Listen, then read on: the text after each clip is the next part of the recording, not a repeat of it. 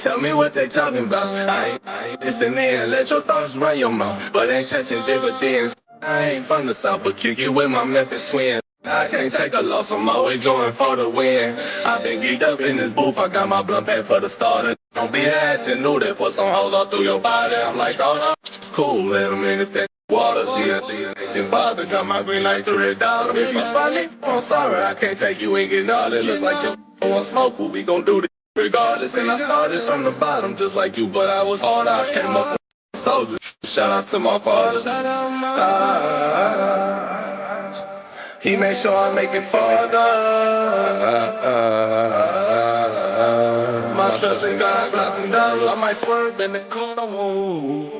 Hold on, Trickin. It's gonna show me who's.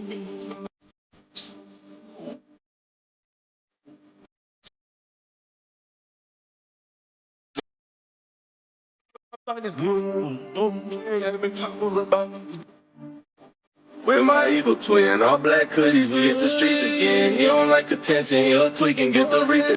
What you said, we drove the whole way in a demon. He'll pop out, won't think twice and make you Greek to switch. Is you sure you wanna meet that? If I see ill intentions, we'll make sure you get the bleeding clean. All they done it was the whole damn game being some rocket. To the sing, my best advice is the hydro. I can see the lies all on your faces, cause your eyes are switched to black ski mask all on our faces be disguising. I'ma have my way with your baby, you wanna cry. Press my Glock against her waist, I got some pottery. She my apology. I might start it on her and make you rap with me, but I'ma keep it real, she lost respect when you said follow. I might swerve in the corner.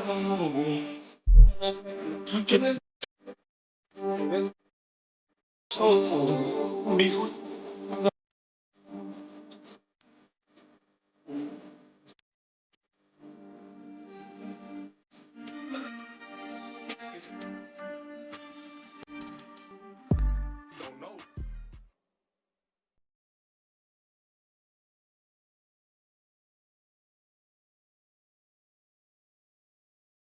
do that. You could just share. And you could, Welcome back. individual or whatever. Let me mute this.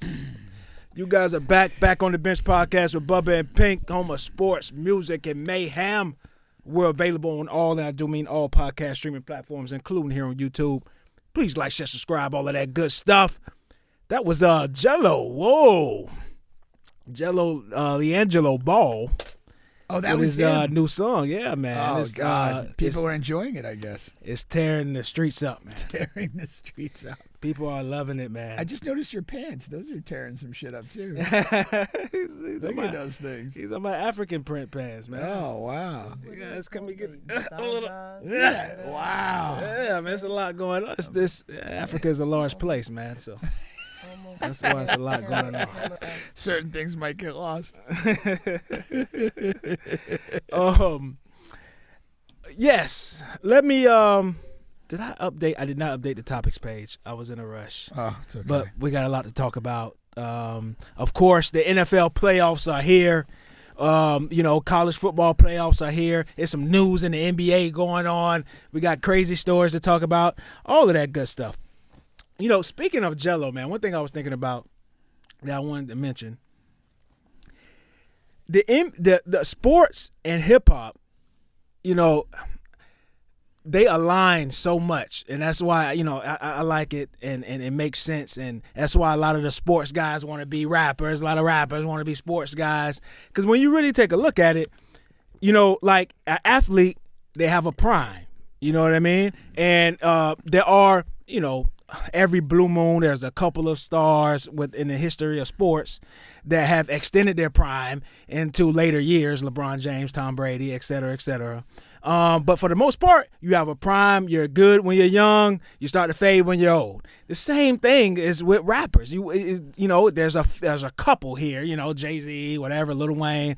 But for the most part, whoever you like, 50 Cent, a Young Jeezy, T.I., whatever. These guys, they have their prime. They're good when they're young. They get worse as they get older. Nobody wants to listen to them anymore. You know what I mean? Sort of like DiCaprio girlfriends. And then in between, you have these one hitters. You have a Jeremy Lin who just tears the NBA up for a couple of months. Just like Trinidad James or Gelo, or maybe Gelo could string together another song. But that's why I bring that up because. LaMelo? His rap name, he goes by Gelo, but it's the LeAngelo Ball. He's the oldest Ball son. It's the one that The sucks. one that's married. It's the one that the one sucks. that's married to Nikki. No, whatever. it's the one that sucks. The one that's not. LeAngelo is the oldest. The one that stole the money. The one who stole, Stole yes, the Louis Vuitton from stuff. overseas. Yeah. Correct. Yeah. The one who he's the stole one from that's married overseas. to the. He's the middle brother, actually. chick- No, he's the middle. Yeah. Lonzo is the oldest. Yeah. Lonzo is the oldest. I apologize. Alonzo, is he still playing? Yeah, sparingly Yeah. for the Bulls. Yeah. But yeah, no, I don't think that's gonna happen. Hey, you got in order to get 2 or 3, you got to get 1. So, yeah. In order to be one and done, you got to get one. Yeah. That too. He's trash, man. He's trash. The funny thing about the Gelo, the rapper, Gelo. stay with us. the funny thing is it's not playing anymore.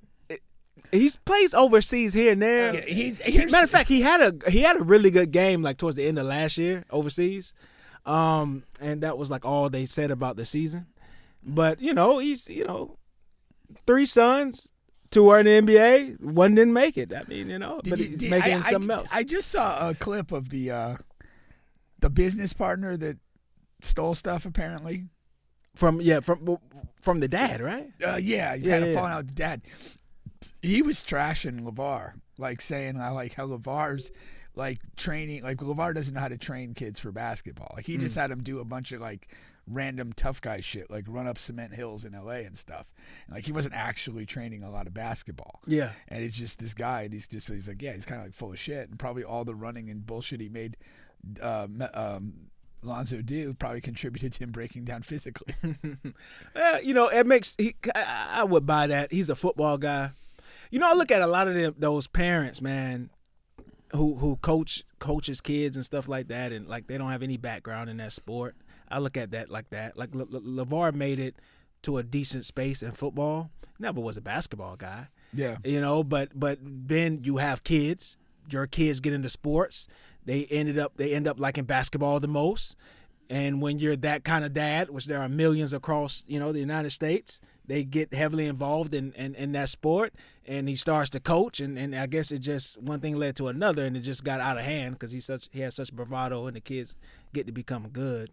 But I look at that no different than other kids. It's all about the opportunities to be in the right place at the right time because he definitely doesn't have a resume for training or anything like that, you would think.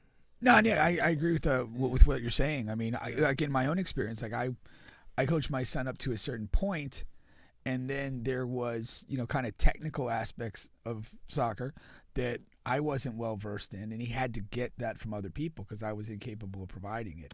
And that's what LeVar didn't do. Yeah, probably he didn't not. step to the Probably side. not. Yeah. No, it's crazy, but it is a weird. It is a weird dynamic. When you do know stuff about sports, maybe not everything, but you know enough to know that somebody else doesn't know. Yeah. And when you kind of surrender the reins of kind of developing your own kid, you have to do it to somebody that you trust and somebody that you can see the work, because it's very difficult. Like if you put your son in a situation where he's, just not being coached up, like from a technical, or he's in teams that were just badly coached, it sucks, especially when you know enough to know that it really sucks. If you're just some rah-rah dude in the bleachers and you don't know your ass from your elbow, it's like, whatever, you don't know. But like when you know what it should look like and what it should be, and it's not, and your kid's stuck in that setting because you kind of like let go and put him there, that's tough. That's a tough one to swallow, no doubt about it. Well, as far as my experience when I retired after being the junior Magic coach, winning coach in Julian 7 and 8, I would tend to agree with that. I mean, I knew that I didn't know enough to take him to the next level or whatever. But it's, again, with men, it's a little different because you can, it's easier for men to approach other men about their expertise. And Not really. Well, No, it's not. It's difficult for women. It's easier because than even women. When we do it, it's like, hey, it's there's always another level of foolishness. No, I know like, I know what waiting. you're saying. Yeah. But part of the and I get like basically women in that space will often be kind of like We're stereotyped. Like, you're just gonna kind of disregarded. But you'll just kind of be and ignored. you'll That's just be basically kind how of I played felt. with. I was- Yeah, it's like the men are talking. Yeah. Like, and that's yeah. kind of the vibe you get. Yeah. But the reality is, when you know something and the person that you know doesn't know them, they're not going to have a conversation with you. It's not going to go well. It's just a human. It's just a piece human of it. thing. It's like when they know that you know something, they become afraid of you. Like, not physically afraid, but they don't want to engage with you because they know you know more. I remember my oldest son, Cameron, was playing tackle football. He played one season. And he was playing defensive back. And there was he wasn't getting a lot of reps, but I was watching one of the scrimmages. And I was coaching a younger team with Bryson. And there was a pass play that came, and I kind of wasn't sure. My son looked confused in what was going on. And so I kind of was like, the coach kind of came over after the scrimmage and kind of said something, or he's trying to give me like a handshake or whatever. And I was kind of recalled the play, and I'm like, hey, what was the coverage that you guys were in, and what was his responsibility on that play? And he just kind of froze. The coach. Yeah. He just went with a handshake because he didn't really know. He wasn't prepared to explain. Or he didn't feel like he needed to explain to you. No, he just didn't know how to explain it. He didn't know how to explain. You could laugh or whatever, but he didn't know what the fuck he was doing. Yeah. There was no responsibility. Because I asked him, I was like, well, what are you told in that situation? Nothing. Yeah. Which is basically the way he reacted. Yeah. That was it. And again, like I said, a lot of those guys are just out there because their son is out there. But they don't really I don't want to say a lot, but some of those guys, I'll say some of those guys, they don't really know the game. They're really out there to help, and then Go ahead and get go ahead and say it. Okay, The majority of coaching is fucking terrible. There you go. In youth sports, at all levels. At all levels. Sure, yeah. Like more so in youth sports. Yeah, youth sports. But I understand you because you've been on the high school level. I haven't, so you know. But like literally, you know that as well. when I was coaching at Winter Park, with Hicksonbaugh, and he was in town last week, we got to catch up. Oh, okay. We literally thought like everybody we coached against was a fucking moron. Inferior. I mean, not just inferior, like a literal fucking moron. There was maybe about 3 or 4 guys we respected and figured, okay, well, he's going to get a lot out of his team and he'll make adjustments. The rest of them were fucking terrible. Like literally fucking awful. Yeah. And that's what like makes losing so aggravating. Because I lost to a lesser human being. Yeah. At the end of the day. Whether I had, maybe a little bit less on the player side, I lost to a literal moron. Yeah. That's tough to take. That's some sleepless nights. No, yeah, I definitely understand that. But you're like when you look at like some of what these guys do, like the dad, like they have no clue what they're doing. Yeah. It's crazy. Like I remember like Pop Warner football that year, I coached like a group of 5 to 7 year olds, like lowest rung of the football ladder there. And we're in a coaches meeting and they're like, hey, we have a guy that goes out and films your opponent, the week before. And so you'll always have film. And I'm like, really? Like this is going to be ridiculous. Yeah. With the 5 to 7 year olds, you got to coach on the field, so you could be in the huddle, call the play directly in the huddle. But most of these coaches tried to coach like a system, and so they would have formation and stuff like that. And when you're in the lower ages, it was very simple. They could only do so many things, and so there were huge, like literally, there'd be 2 or 3 options per play. They're going to do one of these things. We'd rep it all week and eat the shit up on Saturday. And it's like what I did is I assumed, well, they're probably filming me too. So every week I started in a different formation. Never the same formation. Yeah. And I made everything that we did look 7 and differently. 8-year-old? 5 to 7. 5 to 7. And I made everything look different every week. So you could just throw the film out every week. See, I kind of like the daddy ball at that age because you just want your kids to go out and have fun. And have fun, play yeah. not And be active. Right. That's the biggest myth in sports. I mean, is what? 7 and Have 8 fun? year olds, Going out that's and what have they're supposed to be doing. That's what they do. No, it's not what they do. Yes. No, it's not, because the going out and having fun, like there's competency tied to that. Right. If you're incompetent, if you're Well, having how can so you much determine that fucking they're fun, incompetent at 7 if they're just learning how you to play figure a that out sport? in the first game. Oh, Like when the other team like actually is doing whatever the game requires and has some sense and they smash you, there's not a lot of fun to be had. Like that's the real part of this. You have a duty, and I don't care if you're 5-year-olds or 15-year-olds. If you're coaching it, you have a duty to prepare that group to function on Saturday. They may not be the most talented. They may lose the majority of their games, but you have a fundamental duty to put them in a structure that's going to allow them to compete in some way. And if you're too busy having fun to do that, you're negligent in what you're supposed to be doing there. I can't wait until we're supposed to have Don and his son Brody in. I've actually done clips on Brody. He's in youth football elite. And I want to get his perspective on that. I'm not sure if he's coaching or not, but Brody is like he's ranked, and he's like he's the hot SHIT, of youth football. So I can't wait till we get those two in here and get that perspective. We're talking about 10-year-olds, so Bubba's got to change his language like he's in kindergarten class. Let's spell out these cuss words real quick. It's 2025. I'm turning a new leaf. I still thought one of the best YouTube clips you could have would be a spelling bee of profane words with a toddler.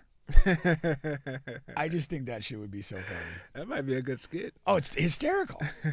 have you seen that before? No, I always thought I should have done it with Bryson. Yeah. Okay. Yeah. When he was like 4 or 5. Well, you'll be surprised. Let's get into some of these topics here. We're going to get into NFL and college, NBA, all of that good stuff.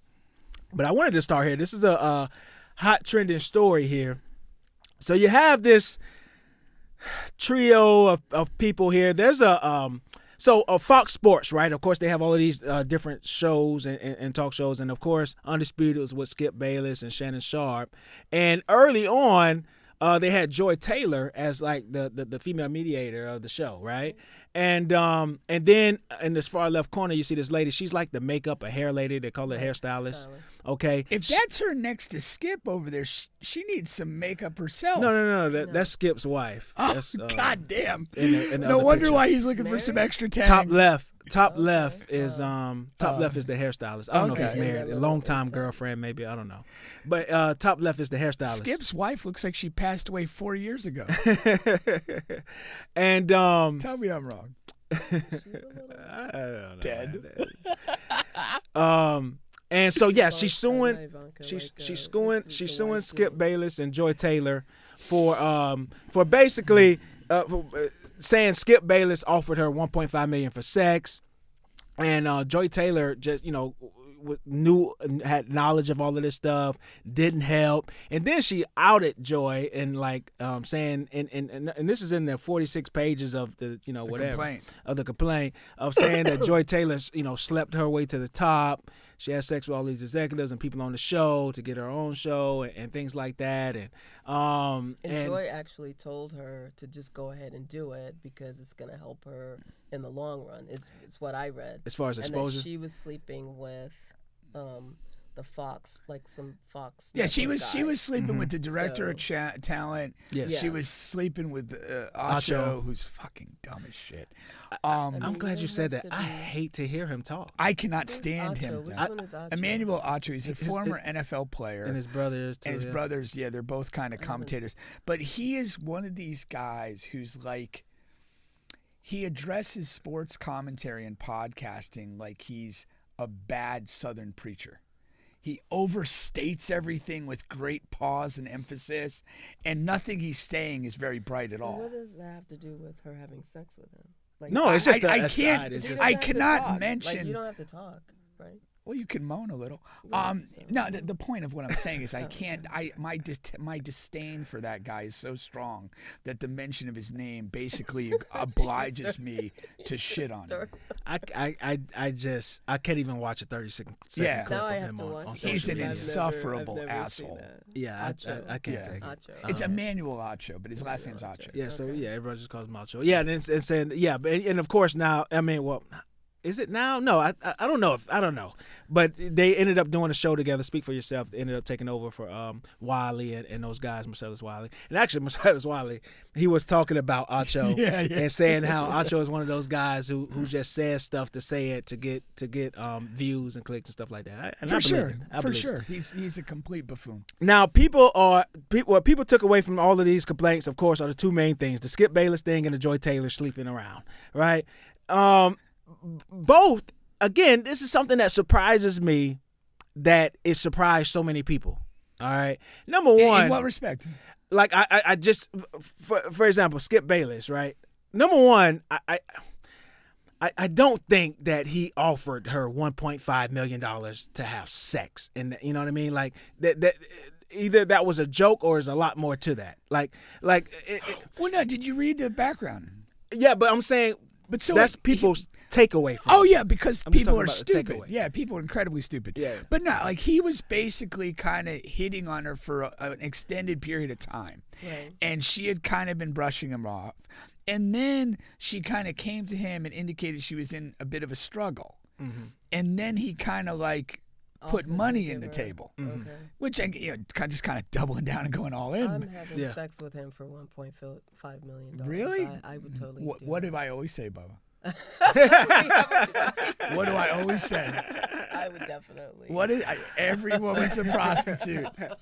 The only thing that changes is the price. I'm just like It is. we're You have no. exchanging, You have. you know, You're I'm providing you're, a service. You're to providing him. coochie for cash. Well, It's I that mean, simple. You have He no genuine. offered, so why would I not take it? Right? If you have character. And are you saying this lady may have had character? Oh yeah. Yeah.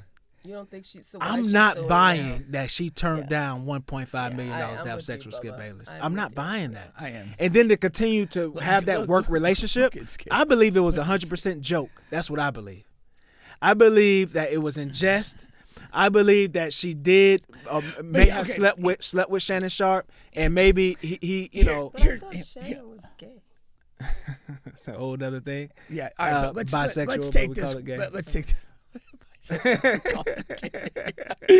Let's just take this Which here. neither Like, is a problem to me. Here's the thing. Okay, I actually agree with you. I think there's a certain element of jest in it, but if you are continuously hitting on somebody over a period of time and you've made it clear that you want to fuck them, even when you joke about putting $1 on it, it's not really a joke. Right? No, it's not. There's a constant when you're constantly hitting on somebody. There's a constant sexual tension them down. that's in play. I'm not talking about that as the jest. I'm talking about the 1.5 as the jest. No, Because no, what if no, she but bites? no. What if he threw the reel out there, and what if she bites? I don't think Skip is actually going to give her a 1.5. Maybe million. not. why Maybe she- not. that's But what she what knew I'm they saying, was But he would have sex with the her. 1.5, it's most likely in jest, but there's an element of truth to it. Right, he was trying to because get her to- because again, you've wanted to hit this Yeah. chick for a Yeah. long It's time, like, what is it and that the what's in opportunity, it? you put What- that joke out there, and you're waiting to see her reaction. And here goes another element. I thought about this earlier too. When you look at any office environment or work environment of 20 to 30 plus people, when there's of course a mixture of men and women, that like people have conversations like this all the time. I agree. Like jokes and things like that. Oh, and over the course of years, once you get comfortable with people, like this is like extremely normal.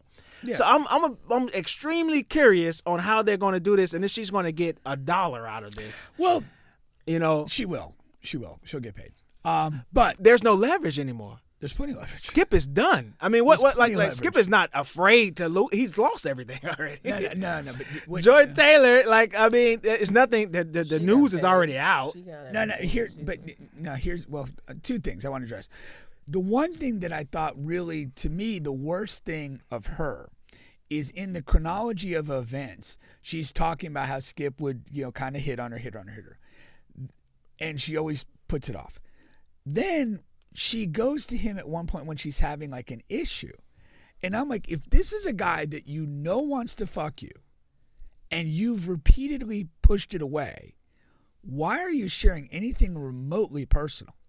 you're really opening the door Where did for you him to see come that? down. Was it was that a, it was an It's article. yeah, yeah. 'Cause I didn't Yeah. see that. So that I mean, Yeah. to me that That's a was lot in there. that was a bad move on her part, and that was really not. I mean, to me, not cool. But she's going to get paid because of the accumulation of this. And you're right. In a lot of work environments, there's a lot of stuff that goes back and forth and whatever. The problem is when somebody actually wants to press pause and shit on all this, they can. Because of that, because it's become casual, because it's become whatever. But the critical thing you have here is the allegation that the top guy who dictates who's on what show He was is also smashing involved. a person. Yeah, he was And in a involved. way, you can look at this story and say, what is Joy Taylor involved in the suit for? Because if you really, like, yeah, she slept with some guys and got herself a good job. The worst she seemingly did to this girl was to suggest, hey, maybe you should go along with it to work for me. Which, that in and of itself, I don't think is actionable. But why she's in there is because it establishes the top guy as essentially a sexual predator doling out favors for sex. And then it all trickles down.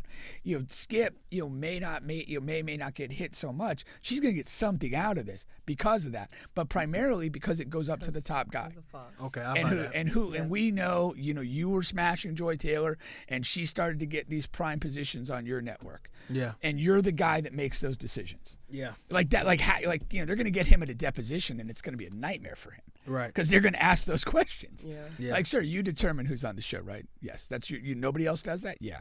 And you were banging Joy Taylor. And then miraculously, you chose her to be on the show. Yeah. That's what you got. No, for sure. I got to, Thanks yeah, for that Ebony said, why legal can't I see you? analysis. We appreciate that. Yeah.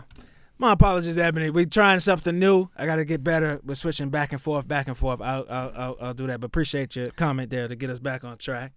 But yeah, I definitely understand that going to the top. Now that I can buy. Yeah. But the Skip Bayless piece and like you said, I'm just not sure how much juice she's going to squeeze out of that. But the other thing that you're kind of shooting for in a lot of these cases is essentially what would be considered a hostile work environment. Right. And when you do that, you kind of just throw the spaghetti on the wall and see what sticks. And the idea of this is you're not hanging your hat on one singular comment that a person made or one inappropriate thing they did. You're basically portraying this entire environment as like this Sodom and Gomorrah. Sodom and Gomorrah. Yeah, I guess it's a Bible reference. I don't know shit about that. But it's basically an environment where all hell's going on and you're subjected to it and all you're trying to do is makeup and hair. The funny thing, the oddest thing of the lawsuit being 1.5 that she's suing for.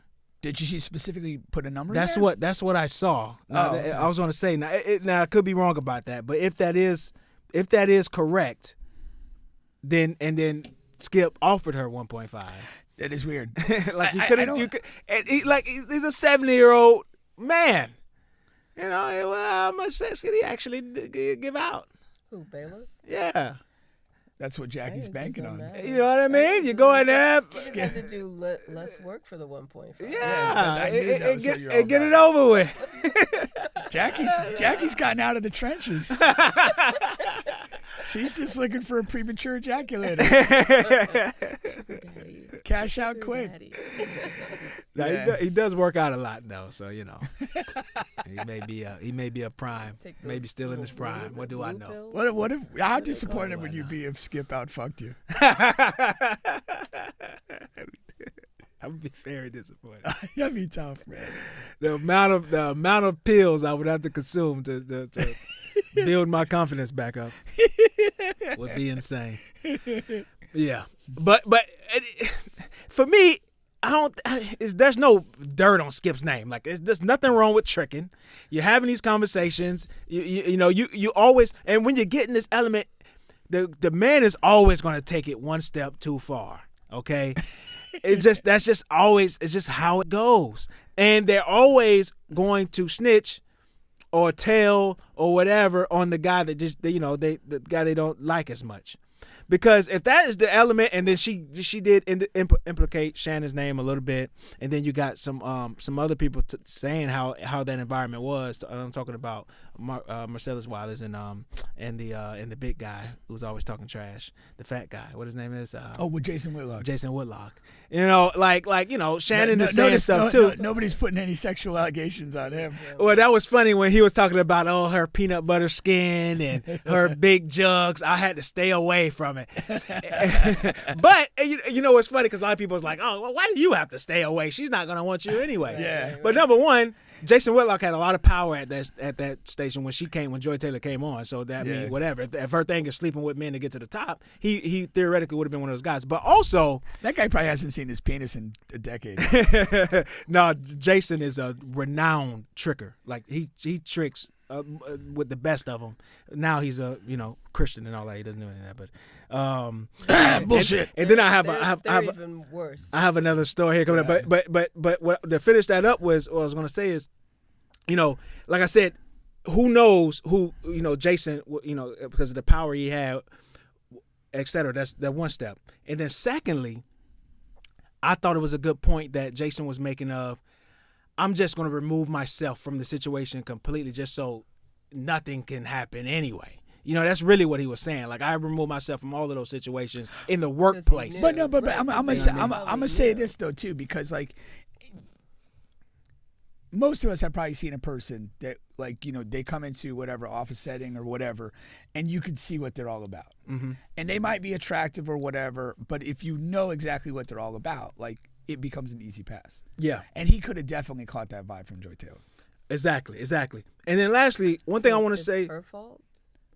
No, I'm saying an individual decision from Jason Whitlock. Mm-hmm. Oh, he could see her. From the situation. Yeah, he could see her. Yeah. She's clearly just here to fuck whoever's more powerful at the station. Yeah. And make her way up. I don't need the headache, man. Yeah. Like, good luck to you. And when I first heard this story, it was super believable because I don't know, for some reason I know a lot of people look at these guys as like super professional, and it's ESPN, it's Fox, it's like no funny business going on. But I remember at an NABJ conference where all these black journalists, they either are part of NABJ or were, right? And when I was in college, and you got Stuart Scott, was in the bathroom. I was going to the bathroom. Stuart Scott is in the bathroom. You got Rob Parker, and then another guy is in there, and they're in there talking to each other. And Stuart says, "Man, did you see the ass on that girl out there, man?" Da, da, da, da. And he was talking about, "Man, I'm just gonna go back out there and just see if she recognizes me." And then Rob is like, "Of course she recognizes you, Stuart fucking Scott." And then he turns to me, he's like, "Man, did you see that ass on her?" And these are, So that was your big interaction with Stuart Scott. And these are, whatever, sophomore, juniors in college. These are not like 30-year-old women. These are whatever. Oh, yeah. 19, 20-year-old. Well, they all fine now, but on that. but that's what these men are. Jalen Rose was fucking everybody at ESPN. That's what these guys do. No, that's what I'm saying. Like, that's who we are as people. Yeah. I mean, that's it. Yeah. Like, you see A suit somebody doesn't change attractive, it. you're gonna react to that. You Yeah. know, I mean, that's you too, I think. But that just is what it is. You know, it's like, again, no matter what you are, you could be, freaking any job. And whatever. You're still motivated by pussy. Yeah. There you So go. I'm just surprised that, given the fact that Fox has been like, they are constantly paying out for sexual harassment, that they would allow this to go on as long as it did, and I mean, you could. I mean, The problem is these are the main players. Right. most situations, though, there is a claim and a demand for money before it gets to a lawsuit.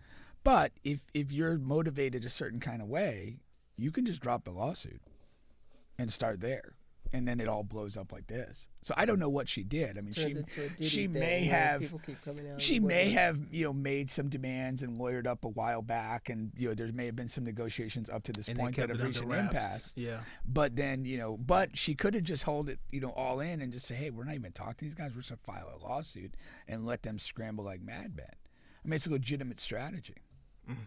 So I don't know which one she employed though. I'd be curious. Yeah. Now, neither one of these guys have made any statements. Skip Bayless, Joy Taylor, any of these other guys. So we'll see, especially the top guy from Fox. He hasn't said anything. Black was super proud of Joy Taylor. Yeah. I don't see anything wrong with it. I honestly don't. If a guy up top is going to allow a woman to come in and sleep her way to the top, I mean, it's America. It's America. It's America, man. Nah, she's not the first. She is fine, man. Like Joy Really?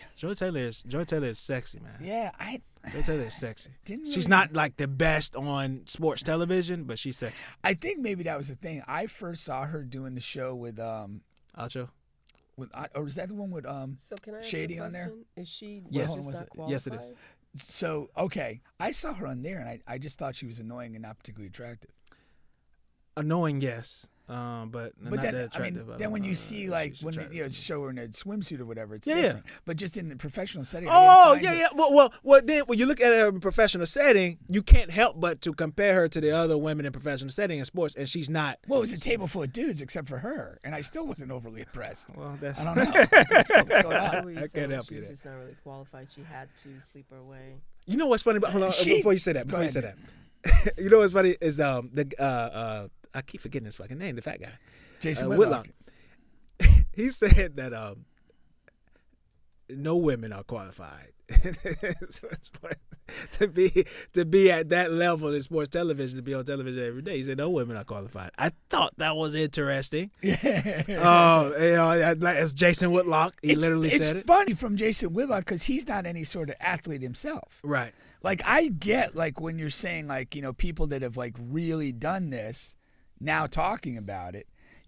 That's it. But Jason Whitlock, you're just a fat dork. Like That's not true though, because he's a known journalist. Like he's a journalist. a journalist. So but a when fat you dork. have a person to come in that isn't a journalist, that isn't an athlete, and then they just come in. you just got big titties. From that perspective. Then what from is that it? perspective. Yeah. I mean, that's what he was his coming in perspective. from. Okay. Yeah. I mean, then is she qualified? She got the job I don't. Maybe I'm just a boob job away. Who knows? More than that, my friend. I don't know if they do that much work. She is Taylor's sister. I guess that's something. I was going to say That's something. the low key thing of this. It's not played up in the story. Is she's a Hall of Fame defensive player, Jason Taylor's sister. Yeah. Oh, really? Yeah. Yeah, So yeah, she's that's theoretically been around sports for her whole life, Mm-hmm. and I think she was doing like a podcast on some smaller scale show before she kind of got into the Fox thing. But Yeah. I mean, again. I don't particularly find her informative or interesting as a sports talking head, but I get, Did you catch her podcast? When the No, clip no, that's no, coming no, up no, now. no. So I saw this. I actually saw this podcast live. Don't ask me why I clicked on her podcast, but I did one time, and I actually caught this when she was talking about men and like men that want to sleep with her a lot and things like that. This is And- before she got to Fox, this podcast? Or No, she was on Fox. She was on Okay. Fox. Yeah, So, yeah. well, okay. Because all of these talking heads have their own podcast now. That's Right, like right, a part right. of No, the I'm thing. just trying to get so the yeah, timeline yeah, straight. yeah. So and she was just talking about how she was like, let's be real. Like a guy. If a guy has money, he doesn't have to be attractive. If he has a good job, if he has money, then let's throw carrots out the door. Let's throw this out the doors. Yeah. You It's like giving him a game.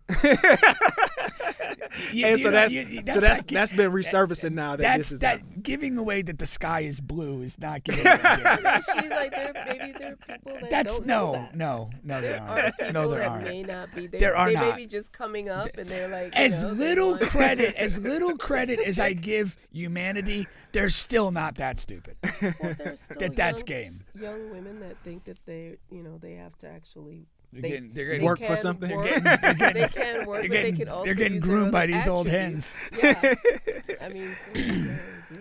No, I didn't. I mean, it's not surprising, but it kind of falls into that thing that we kind of talked with the big shithead about. Like you basically gaslight and talk about what you're actually doing. Yeah. And then the very last thing, because we have to move on. We got so much stuff to talk about. I thought was funny, interesting too, because the thing around Skip Bayless is that he's like this fucking computer machine guy who like he doesn't he doesn't talk with people outside of the show really. Like when he goes home and that's it.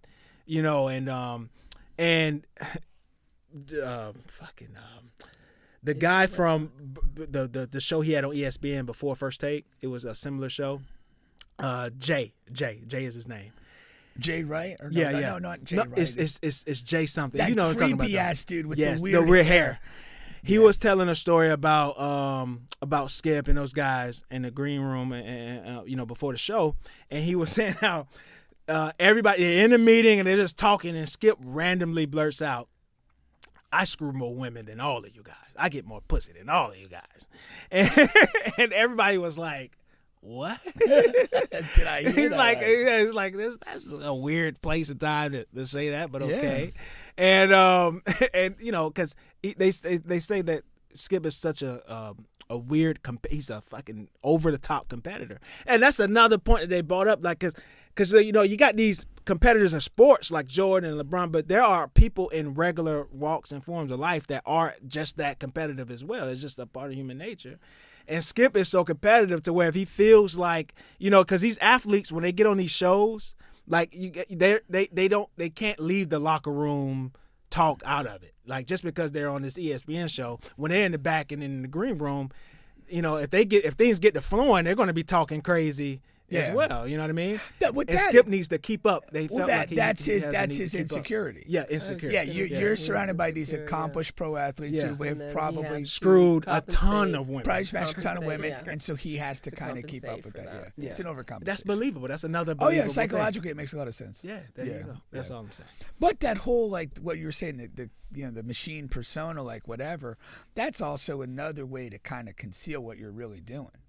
You kind of give that vibe to a lot of people, and they just say, "Oh, Skip's all about business," and they don't suspect that you're just smashing everything that moves, or a swinger or something like that. Yeah, man, he ain't getting a lot of play with the Crypt Keeper over there. Once again, I can't figure there's a lot of people looking for a tag team in that situation. Once again, you guys are on the bench podcast with Bubba and Pink, home of sports, music, and mayhem. We're available on all, and I do mean all podcast streaming platforms, including here on YouTube. Please like, share, subscribe, all of that good stuff. I saw something dope on Netflix. Ended up clicking on it. Jerry Springer thing. Have you guys seen that? No. Jerry Springer was my era. To watch that. That was your era? Yes, it's 1,000% my era. I thought it was growing my up. era. It's probably our era. Yeah. He had a long run. Yeah, he did have a long run. I guess I caught middle and end of the run. Because the reason why I say that's true. Yeah, the reason why I say it is because Ricky Lake. It had to have been when I was like in high school that he got going. Yikes. Yeah, because the reason being is because when I was in college, I wasn't watching anything like that. I was just too busy running around doing whatever. Like, so the time when I was maybe like watching captive television would have been like high school. Yeah. And that's when I remember him I think seeing the show and the fights and all that stuff. And it was so that was later for me. Entertaining and informative. Like I really liked that. It was only a 2 episode Did you really thing. like it? The thing Oh, they the have on show. Netflix. Okay. I thought you meant the actual. No. Like you said, I'm very very young at the entertaining. time, so Yeah. I'm always out. I wasn't a TV guy way back Were then. you allowed to watch it back then? Like, because my parents. Well, we only probably had one didn't. TV in the house. You watch whatever was my mom and You dad. know what? watched. You know what's low key. Story time. You know what's low key funny? My favorite Jerry Springer thing is that he paid for a prostitute with a personal check. I'm finna get there. Hold on. I'm gonna get there. Because it's really quick, but because Jerry started in like as a news anchor, very serious. He wanted to get into politics. Yeah. He became a mayor. Yeah, he became a mayor, all of that. Yeah. And then they approached him like he wanted to get into talk show, and then he started, and it was a very serious talk show. Like he would connect people with their long lost relatives and stuff like that. It was a serious talk show. And then this radical guy came in who wanted to change talk show television. He convinced Jerry to do something different, to do something crazy. The radical guy was like a producer type. Yeah, director of the show. And he came in, and like you say, they changed the show, and they went in all this fighting and stuff like that. But Jerry never changed. Like, he still was tried to keep it. Yeah. Make it seem like it was actually something that was really important. It was a message he was trying to get Right. get out to the people. So yeah. And they added all of these, like, you know, Looney Tune mini Jerry producers around the show. And you kind of had to be to put all of this crazy stuff around. But they would say, like, Jerry would never come to the fucking, like, you know, producer meetings or something like that. They would tell him what the show is going to be, and he's just pretty much a mediator. Yeah, so they always thought of him as like this serious guy who's going to go back to his wife and kid after the show is over and stuff like that. Yeah. They had you know what I mean? Nobody knew what Jerry was into. They just thought he was a family guy, come to work, go home. And then not only the prostitute thing with his own check. Yeah, he actually connected. He slept with a couple of prostitutes from that was on the show, like the guests. The guests, and she was like, she filmed him. So like she got pictures. I don't know about it was an actual film, but she got pictures of him like naked in the bed and stuff like that. And that was like this huge thing. They thought the show was gonna be done after that. It only got stronger. Jerry Springer. Well, no, but that's that. when you already go to that place on the show. That's not going to unravel the show. Exactly. Like that's on brand. Yeah. That's on brand. But I just thought that was interesting. No, that is funny. No, but for yeah. sure. And I remember though he always had like the bald guy that was like the security guy to break up most of the fights. You know what? They didn't have him at all. He wasn't in it. He wasn't in it, and Did they he didn't like mention pass him. away or something? Or?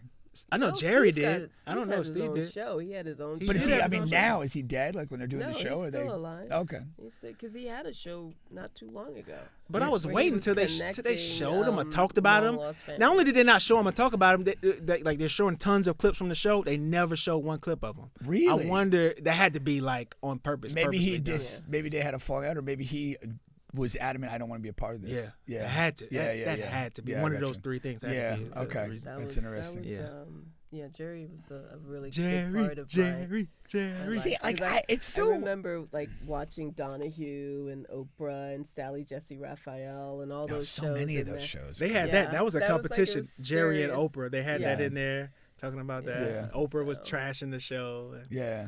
Yeah. But I just again nothing I redeeming about that show. there was nothing redeeming about it. I mean, I wasn't. I saw the show enough to know what it was. Yeah. But I wasn't like a person that made any effort to watch it. 100%. You That's had me. to watch Jerry Springer. in the But afternoon.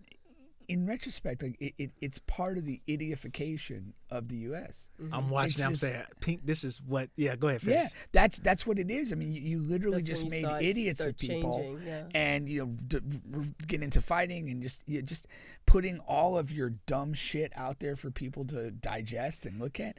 It's a circus. They was like, people were coming on the show thinking that Jerry was going to fix their problems. Yeah. They're like, no, that's not why we're having them on the show. That's Exposing not it.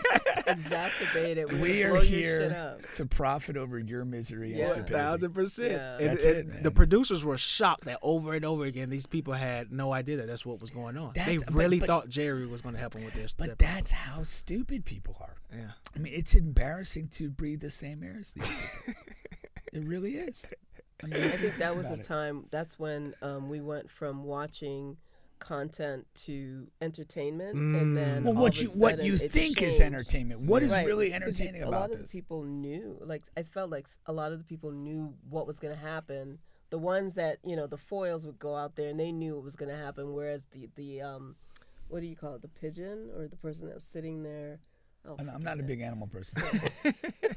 the person that they, sitting there thinking that they're gonna meet their long lost, Yeah. they're gonna find out why their husband isn't coming home. There you and go. Then, Yeah. they're like, okay, we're thinking we're gonna work on that relationship, and then it turns out that they're bringing out your husband's boyfriend, Yeah. and he was gonna fight you, and all this other stuff. It's So- craziness. It is craziness. I do want to take a side note on fighting. There was a fight at the gym today when I was playing. Oh, wow. Yeah, and it turned into like a 2-on-1 fight, which was really kind of bizarre.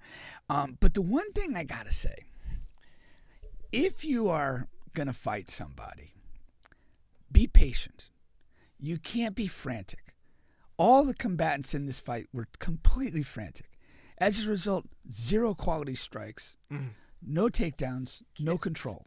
This was just ridiculous. And these were all people capable of violence. I mean, these were big, sturdy dudes. What I were wouldn't they want to fight fighting it. about what happened. Oh, just Somebody got basketball, fouled? man. Basketball. Just talking trash. It just escalated quickly. I was down in the corner waiting for a pass, and guys are scrapping at midcourt.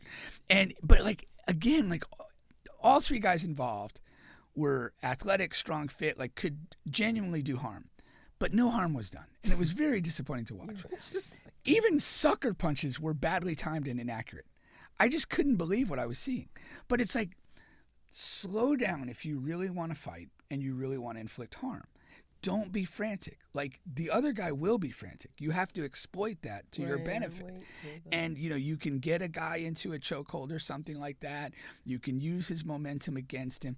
But just please, if you're going to fight, be quick but don't hurry. Be patient. Let the fight come to you. Chances are the guy you're fighting is going to make a lot of dumb mistakes and do a good job of hurting himself. My favorite comedian, Ali, he said that when he was going to prison, he didn't worry because he knows that 90% of guys just cannot fight at all. No. Every man feels like they can fight and can do this and do that, but when it comes down to it, you really don't know how to fight. And that's why he wasn't worried about going to prison and doing his time. And so, yeah, that right there lets me know a lot. I would agree with him. And like two of these guys, Bubba, like you would, looking at them, you would just rather not fight them. Like if you could avoid fighting those guys, 100%. But in action, they were bad. How did it end? Like this whole thing where people finally got in between, and then there's like there's like the fake lunges through the arms of guys, and I'm gonna come after you. And then the most bizarre thing was they basically all ended up walking down the stairs together. Yeah. And I was like, why are we gonna stop fighting now? Like, come on, there's still some damage to be done. Yeah, I wasn't meant to grow up in this era because if somebody pushes me to a point, and I was like this even when I was young, if you push me to a point to fight, I want to fight to completion. And whatever that means. Yeah. All right. Let's get fight with poise and patience. Though. Yeah. Because if you're trying to inflict harm, like you can't be frantic. No, not at all. All right. I don't like fighting, so I'm not a big fan. I haven't had a fight in years, but like I think I've watched enough MMA right now that I kind of feel like there's a way to do this and a way not to. MMA, that's the segue, huh? No. That's the segue to Facebook? No. Actually, the NFL would be our segue here. Oh, okay. So we're gonna first let's talk about coaches, then we'll get to the playoff game. So, of course, Black Friday came around, and we had a couple of black coaches to lose their jobs. And the what's interesting about this is they got fired after 1 year of coaching. Okay, so you got the Raiders, Antonio Pierce. And then, of course, the Patriots coach, name's on Gerard Mayo. Gerard Mayo. All right. What is your takeaway from this, especially getting fired after 1 year? Like, you didn't get a chance to put any imprint really on this team, and they were bad teams when you got the job. Yeah. Couple things. In coaching, you're always going to be a little bit a victim of circumstance when you don't control the front office operations. And so Jared Mayo, I thought he was pretty bad objectively. He rolled out with Jacoby Brissett at the beginning of the year, saying Drake May wasn't ready. Then when results weren't there, he goes to May. And then he actually goes to what's his name, the Joe Milton at the end, who played well and got him a win and lost him the top spot in the draft. I think he just made bad decisions all year. He wasn't good with the media. The team was completely uninspired. You also had Belichick mid-year. He was Mayo's complaining about the defense, and Belichick was kind of like, yeah, that same personnel was like third in rushing defense last year. Like, I don't know what you're talking about. And he never had anything go right for him. And maybe it's filling in for Belichick. Maybe he's just not that good at coach. But at the end of the day, he did not have anything go right for him, and I'm not surprised he's gone. There was nothing at the end of the year other than this one-off win in the last game that cost you the top draft pick that you felt like, oh, we're building something. Something's growing here.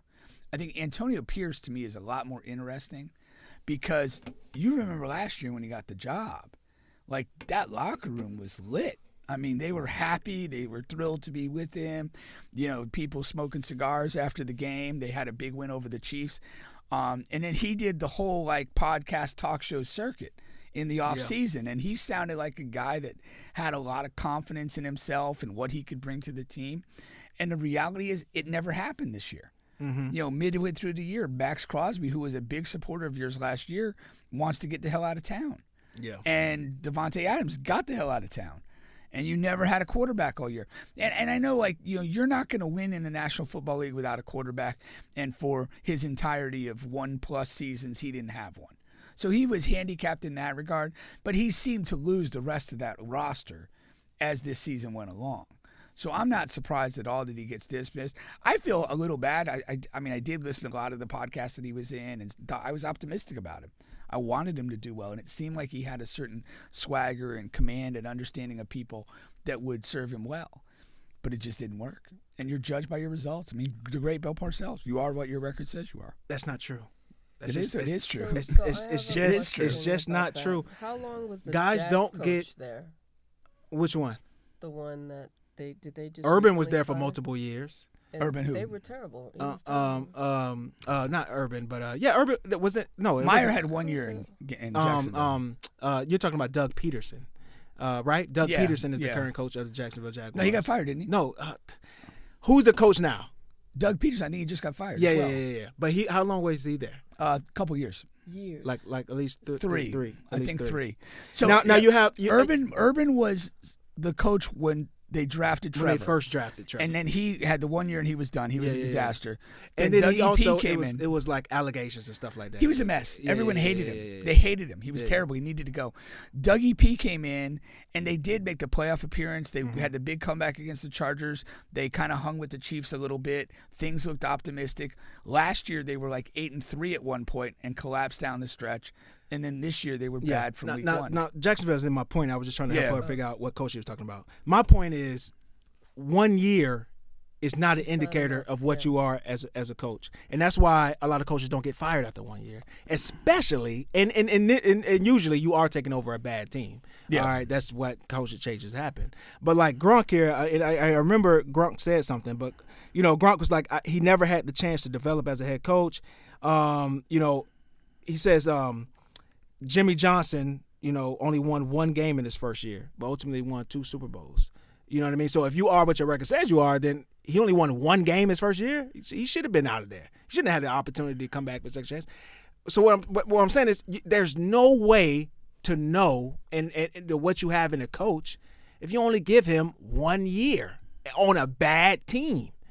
With in his case a rookie quarterback, and in the other case no quarterback. Like, come on, what are we talking about here? Why did you hire him in the first place? You know what I mean? Like, you can't. What were you expecting? They won 4 games, 3 or 4 games. What did you want? 6 or 7 games? With what roster? With what quarterback? You do want progress. I mean, when you hire somebody, even in a bad job, you want progress. What money did you spend in the offseason to get that progress? Which You're not just gonna put a cherry on a pile of shit and expect a 3-4 game plus thing. What money did you invest? Like, what team are we talking about? Either one. Well, One. it matters. Both. Context I'm talking matters. about both. Context So let's matters. talk Patriots first. You got the former coach saying, "Hey, that's the same defense that had the 3rd ranked rushing defense." So that's going to indicate they didn't spend any money on defense. They said, "Okay, we're fine. We had the Right. 3rd race. Damn, what we did in the passing game in defense last year. We stopped the rush. We are 3rd ranking." But And they last they didn't spend any money on defense. Last year's Patriot team was ugly, but they were good defensively. They played a that's lot fine. of miserable, ugly games. And then we moved into this year, and they didn't allocate any money on defense. So what money did they spend on offense? They drafted the quarterback, so they didn't bring anybody in the quarterback room of significance. Right. What running back or receiver did they bring in? What offensive don't know. lineman? None. I'm not So saying they spent a ton of money. Like, and but this is my I'm point. not saying that he got fired purely because of the record. It had to be. What was it? What was it for? He got fired because he made mistakes. He mishandled the quarterback situation during the course of the year. They at no point did they build any momentum. My point is, can we spend some money to get some talent on this team first? Because you're gonna get what is perceived to be a better coach in next year or whatever, and you're going to spend money to put players. I guarantee this defense gets some free agents next year. Well, however, whatever the coach, whatever the previous coach thought of that defense last year, they're going to put some money on this defense. They're going to put some money on offense, and all of a sudden they're going to win 6 or 7 games. Oh, damn! Look what this coach last year, they couldn't do anything. Like, come on, man, you got to give some guys some players.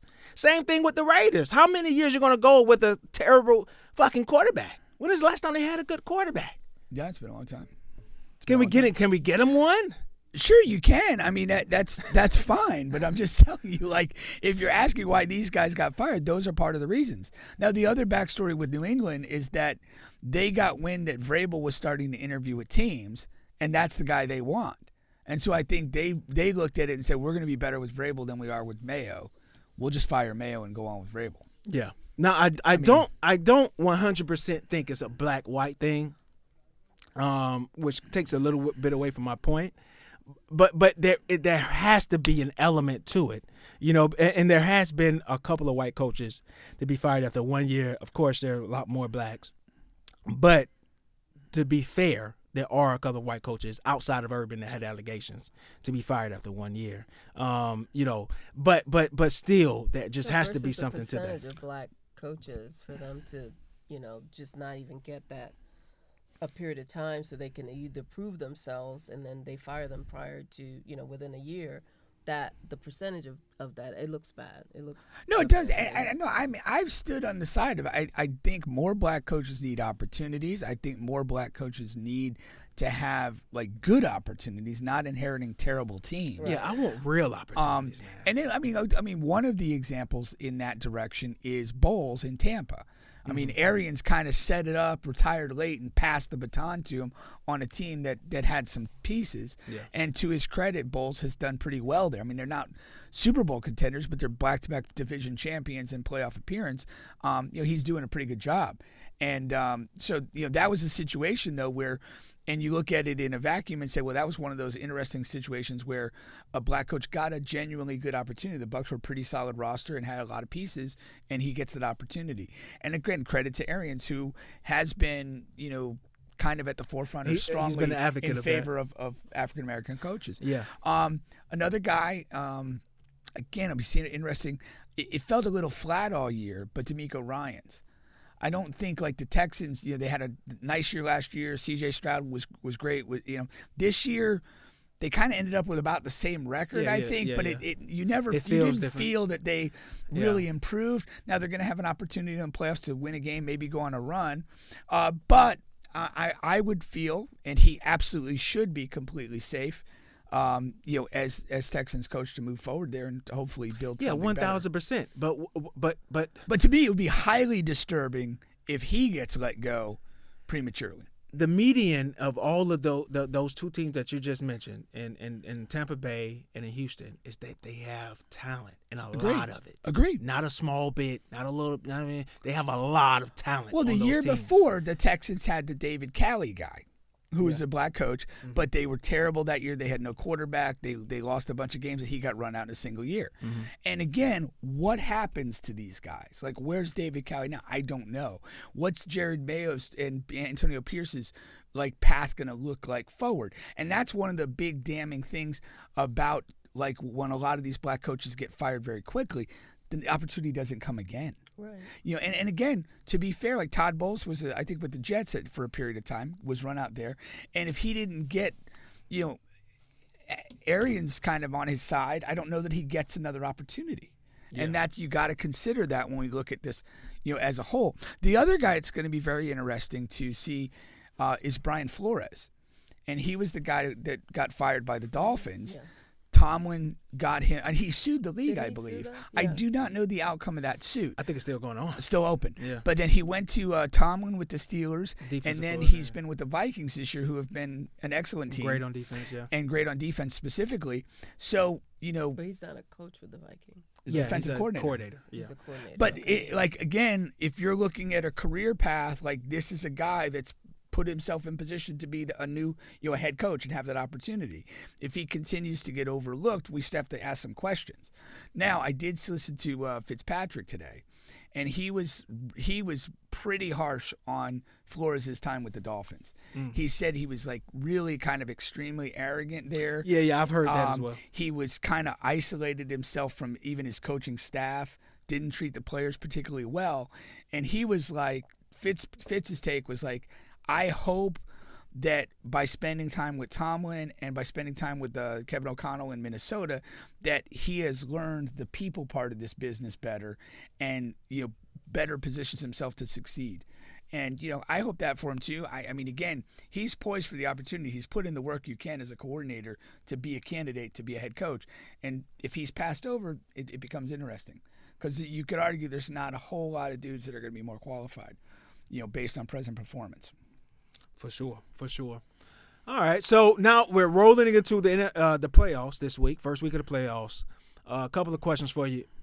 Out of everyone, like as far as players-wise, who has the most pressure on them? Individual player? Yeah, individual player. It's, to me, Lamar and Josh Allen. Yeah, for me, it just has to be Lamar. There's a lot of talk going around because, with the MVP race and then the quarterback play over the course of the years of these playoffs, Lamar. It's funny you say Lamar and Josh because those are the top two in the MVP race. And we talked about this ad nauseum as Josh has had good performances in the playoffs. Lamar has not. And now the narrative is, okay, there is a ton of pressure on Lamar because, he may very well win his third MVP. Yeah. His stats are there. You got Derrick Henry coming out today saying, my success shouldn't impact Lamar's success as far as you guys labeling him an MVP or naming him the MVP or what have you. I don't agree with that. I think that should impact. It just has over the course of sports history. You think it diminishes Lamar's yes, chance to be it MVP? should. And I think it should. Well, I agree. I agree with Derrick Henry saying what he's saying. I think that's being a good teammate. Yeah.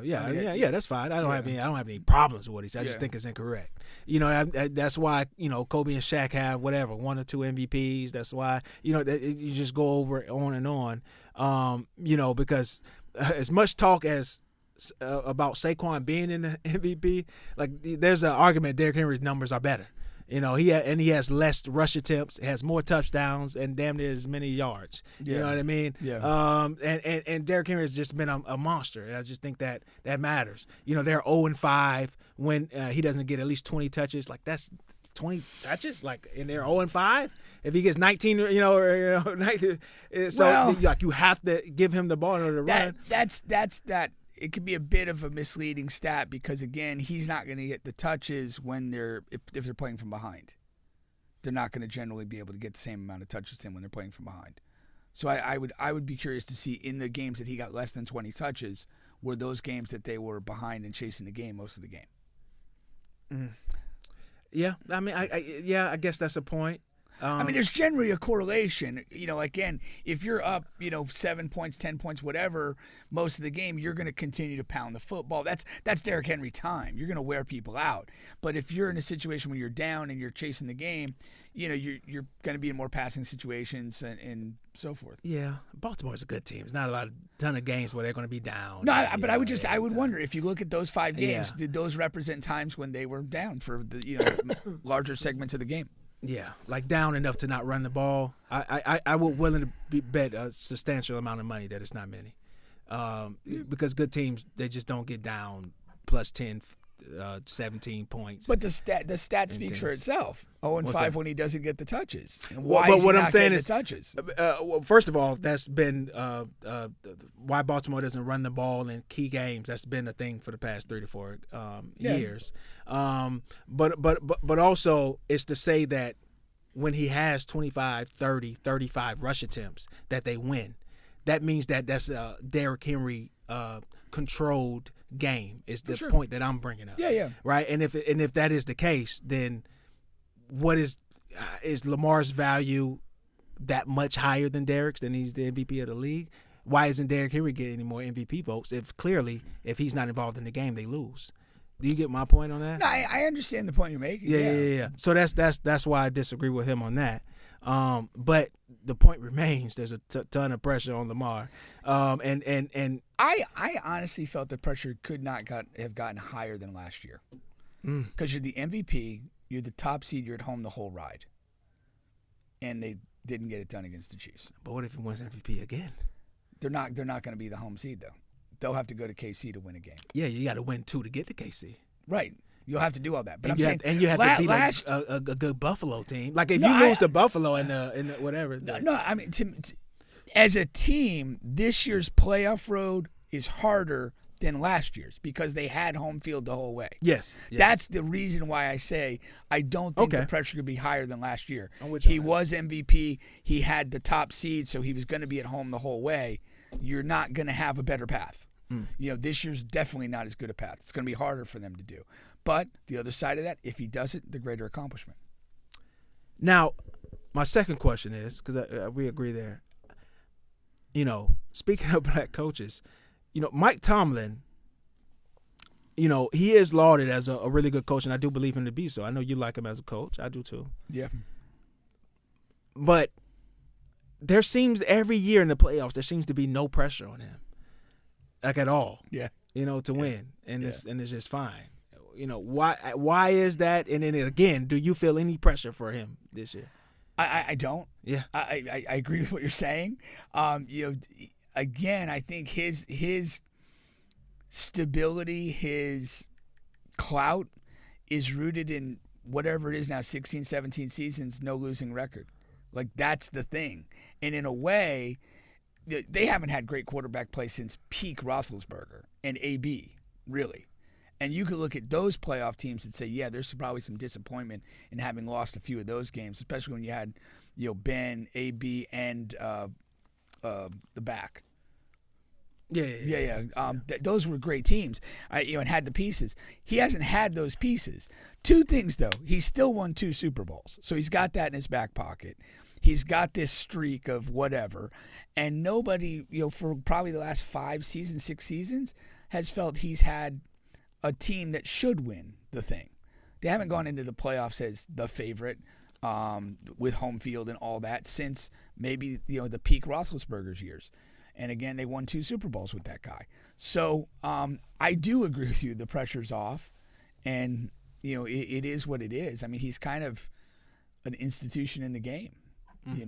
There was, though, if you go back last year, there was some sentiment that he might leave or they might, it might be a mutual parting and maybe there needs to be a change there. So there was a little bit of talk, but this year it's been super quiet.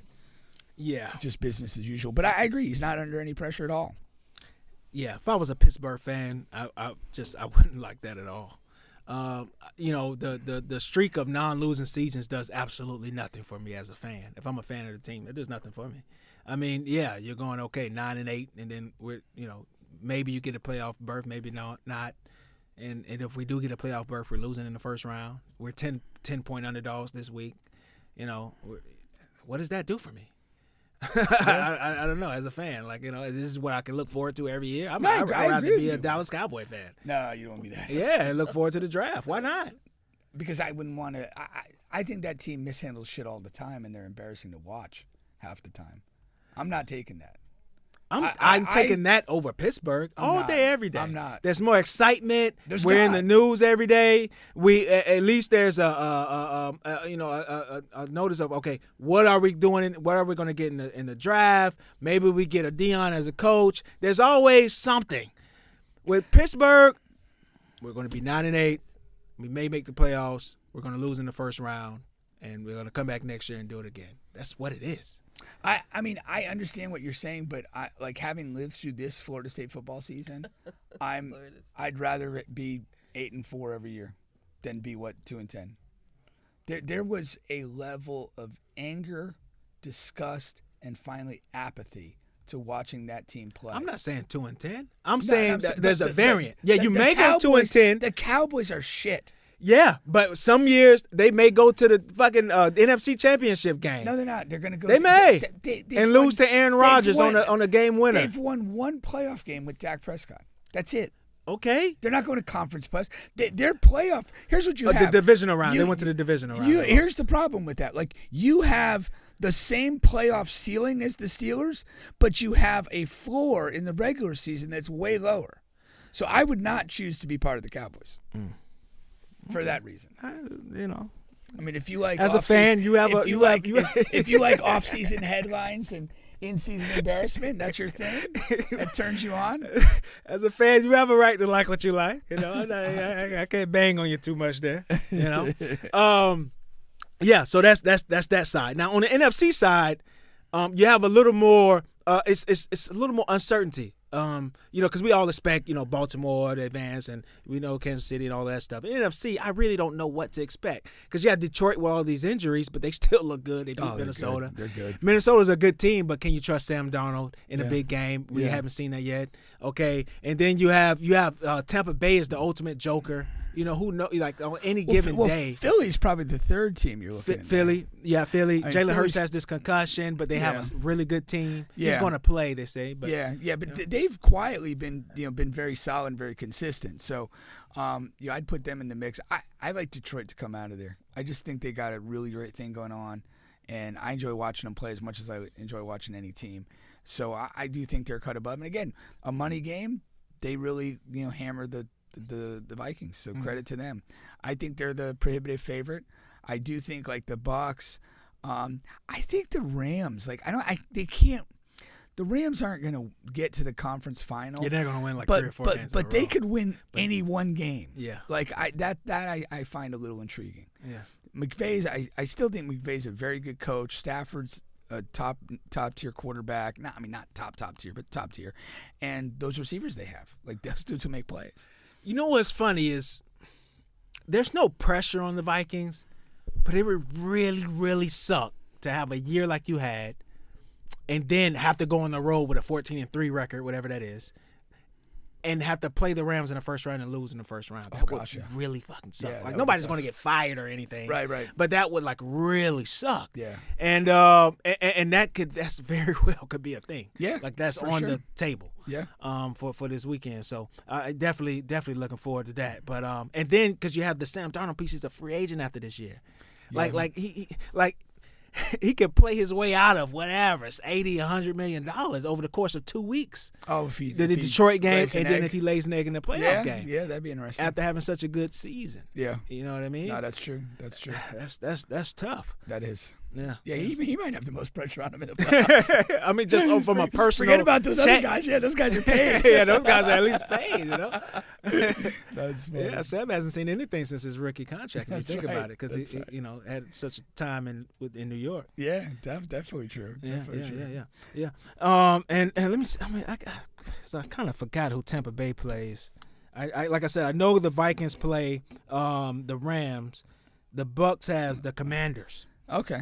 They have the Commanders, and that's a good game. They actually have the Bucks favorite, which I didn't Bucks at expect home. that. As the divisional champion. Yeah, as the That's divisional probably champion. the difference in being a favorite. Okay, yeah, because Being it's at only home. 3. That's Yeah, kind being of the at thing. home. Yeah, being at home. Isn't homes typically regarded as being It's worth 3 3. points Yeah. in the gambling world? Yeah. What you know about that? All right. Probably for the best. Yeah, it's definitely for the best. A lot of women are getting into the gambling thing. Really? I see them post their tickets and stuff like that. What does Jason Whitlock have to say about that? That's hilarious. I don't think any woman is qualified to be talking sports. Do you have any female friends that are into sports gambling?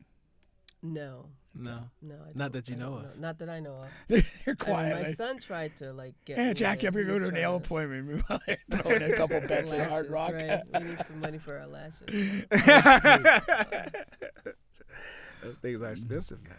I can either win a parlay or suck some dick. These are my options. Oh my The goodness. parlay, what does that mean? You bet on a multiple outcomes, and they all have to come through. Oh, Pete, So you're you could- surprising me here, man. I'm not an idiot. You can bet on maybe 3 or 5 games, or even an Oh, individual man. outcome. Anthony Edwards is going to have over 25 tonight, and that's one piece of the parlay. But to win it, you got to win the whole thing. It has to go your way. So The when whole I used to time, go Pika's to been paying horse attention. racing, that's about this similar. You got me. I don't really understand horse racing quite as well, Me but either. if you're doing I a used to go to parlay, that, so they maybe have- that would be you get have to to select a nail bunch the top 3 horses in the same Correct. race Yeah, in yeah, order or something. yeah. Now I know it's still a thing, but it's that's more of a. I've heard the term yesteryear. in horse yesteryear. That's more of a yesteryear thing. What? People aren't into the Horse horses racing? anymore. Not as much. I would be, That not was as during much. the time of Jerry Springer. There you go. There you go. There you go. I'm sure you'll That's catch Jerry funny. down there at the horse stable Writing They personal checks to, with ca- his to cash in selection of his debts. prostitutes. Do you guys accept personal checks? Letting his prostitutes pick the horses. You know. Probably is. Jesus Christ. Let's I want to stay in the football here. Let's quickly move to this college football, a lot of people are down on the SEC, man. They're talking trash. The SEC's reality check playoff woes indicate college football has caught up. Then you got the other article is it's no longer the mighty SEC and everybody else. That gap is closed. People are waiting on the SEC demise, and they think it is here now. You got the fans of the Big Ten, the ACC, and all of these other conferences that want their just due. And to be fair, the SEC. I say we. I'm a Florida Gator fan, but SEC didn't win the. They did not win the big championship last year. And then this year you only have Texas remaining. And some days I don't even count Texas as SEC. So you kind of have to remind yourself. I just have to remind myself. They're newly arrived. So I mean, of course the SEC is gonna get them and claim them because technically they are, but whatever. They're the yeah. You're right. What is your take on that? It definitely has not been a good year for the SEC. And it's carried into the bowl season, not just in the playoff, but in a lot of the other bowls as well. And so there's something to that. It's a big conference. During the course of the regular season, it felt like you could make the argument that, well, all these really good teams are just playing each other and beating each other up and taking these losses. Whereas it felt like in the Big Ten, a lot of those teams kind of avoided each other and, maybe only played one game against each other. And so the records, you didn't have a bunch of 2-loss teams at the end of the day, which is what you had, 2 and 3-loss teams.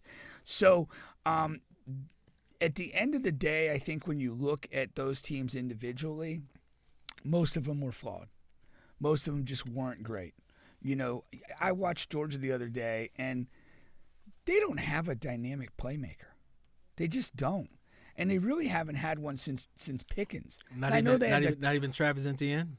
No, he doesn't move the needle like that. He's a good football player. He's okay, yeah. But there's not a guy that you're looking at on that Georgia team. It's like that guy's just a handful. I mean, then you watch Ohio State, you look at Jeremiah Smith, and you go, who's what are we going to do with that? Who's fucking going to do anything with this? Yeah. Georgia doesn't have that player. Now, they had the tight end last year, had a great NFL debut, but Brock Bowers. But they haven't had that in a long time. Alabama in their heyday. Him, but I understand. No, but Alabama in their heyday, you're Waddle, 3 or 4 at a time. Yeah, Judy, like all these 3 or 4 at a time. 3 or 4 first-round picks at the wide receiver spot. Yeah, and then some years you get Derrick Henry running. I mean, it's they have not done that. And so. That's kind of their flaw. Obviously, it didn't hurt that they lose their quarterback, before the playoff. It is, it is what it is. But they didn't even put up a good effort against Notre Dame. And then the rest of the SEC, I mean, Texas has been good. They lost to Georgia twice. It's the only ones. But they look vulnerable. That Arizona State game, they should have lost. Yeah. They controlled it for most of the time. But to me, that was a targeting call. And Arizona State should have had a field goal to win.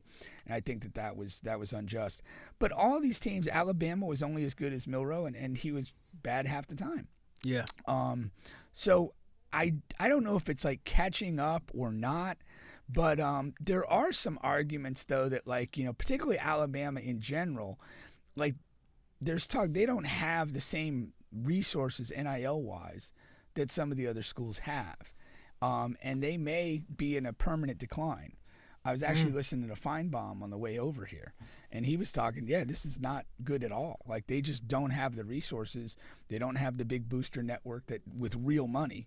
You could have a bunch of rabid fans who don't give a shit about nothing but the Tide, but if they don't have any money, it's not going to help you. Yeah. And if they don't, this era, that's what you're looking at. So, I mean, I do think that there's an argument that they're not as strong as they were, and can they get back there? It's still the most fertile recruiting ground in the world. Yeah. So somebody can get it.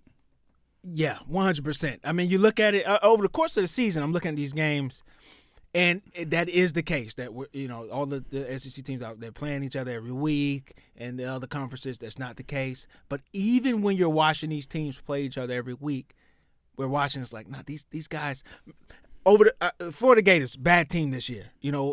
But we had a stretch of 4 or 5 games down. I said, hey, we're going to win 2 of these.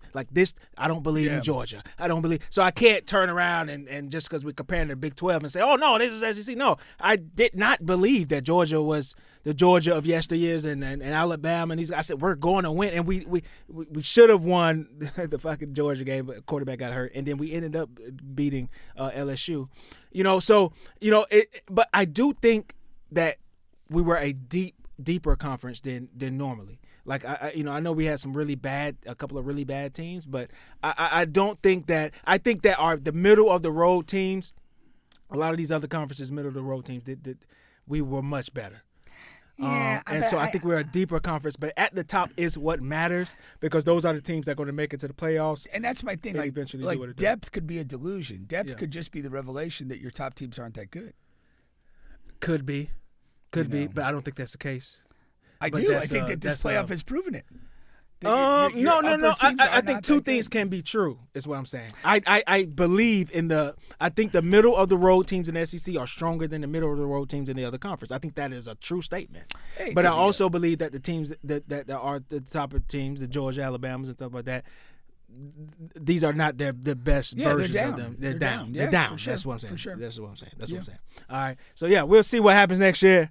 I'm over the moon excited about the Gators. So I think Isn't they're. that an antiquated term? Over the moon. Why are you looking at me? Because it's antiquated? Yeah. Wow. you know, Trying to say something? I'm No, ready. I was trying to get you to double team Bubba. I'm ready. I'm ready for next season. I think the Gators are going to enter that realm. All right. Let's get to some quick stories here before we get to the NBA. Okay. These are a couple of things that happened here. You got a Florida woman, okay, who tried to buy drugs, fentanyl, Where's the woman? on the left. And she was arrested after accidentally texting the sheriff's department instead of her drug dealer. I love that. I love that. What do you think about that? The first thing I thought of was back when I was a kid, like we used to call Asian restaurants and do prank calls. And the way my this God. this was old school. So you would have like one guy at the phone book reading off a number. And so one time the guy the guy reading off the number read off the Danbury Police Department number. So the phone gets picked up, and our guy's with his horrible Chinese accent, and it's like police department, and he just shit himself. Oh my goodness. So yeah, no, I think that's Those were funny. Pre-caller ID days, right? But they say criminals are dumb. Yeah. She Did you fits see right the in. article with the woman the nurse that was beating up the black babies in the NICU? Did you see that one? Breaking their no. bones. She was breaking their bones. Yeah, this woman deserves to be in hell. Yeah. Oh, So yeah? She was a Yeah. nurse at At a hospital. hospital in Minnesota. Like purposely or Yes. just like Yes. in her mind These are- she's like spanking them and No, these because were they're babies bad. in the NICU, so they're already fragile, and she would go in and break their legs, break their arms. This Stuff is like this that. is So- heinous. For Yeah. years, she was working, and they finally they fired her, and then they realized that she had been doing this for at least 2 years. So it's about 7 babies that had been injured, and By this woman. none of them died, but they were just Yeah. injured, and they may have permanent. Yeah, see, in cases like that, I wouldn't like arrest her. Me I neither. would allow all the parents of those kids and those babies and all of them at one time and just have a go Stop at it. her. Yeah. Stop it. Yeah, men too, the husband, Yeah. the boyfriends, the baby Everything. daddies, whatever. Hitting women's okay today, boys. This is your time to shine. If this is your We know you've been holding back. Oh, hold on. Your boyfriend's in jail for actually violence abuse. Let's let him out for the Yeah, day because yeah. he has something to do. Nah, for Yeah, sure, that's what I would for do. sure. That's absolutely his. I remember No, I that's saw terrible. that the other day, and I was I haven't seen that. No. Oh, but it just makes you sick. I mean, It just makes you angry to just read that this is yeah. happened. Ridiculous. So they fired her, but they eventually picked her up and arrested her. Yeah, That's they, what they okay. just recently Yeah. because some of the parents. I wonder how did he caught up with that. I wonder. Because the parents. It started with the would, like, complaints? yeah, Okay. they would. There was this one particular story where the parents, they went to visit the baby and they realized that he was, in distress, and they did some X-rays and they saw that his leg was broken. And at that point, the hospital's like, "Hey, do you still want to hold him?" And they're like, "No, we need, he needs to be treated and whatever." And then they started doing an investigation, and they found out that she was the common denominator with all of these injured kids. That's the crazy thing, because it's like, you can't imagine that there's a high rate of orthopedic injuries in newborns. Right. Yeah. And so, like, you know, when in they're the NICU. well, that's what I'm saying. Like, yeah. when you're talking about, like, okay, babies, you know, are released from the hospital, they go home, and then they suffer injuries. Then pattern-wise, you would look to the parents for Correct. potentially abuse or neglect. But when you're getting hurt before you leave the hospital, Right. it's like the injury rate on that has to be infinitesimal. Now, if you have multiple injuries in the same hospital over a relatively limited time span, and then you can correlate that to, oh, that's the attending nurse.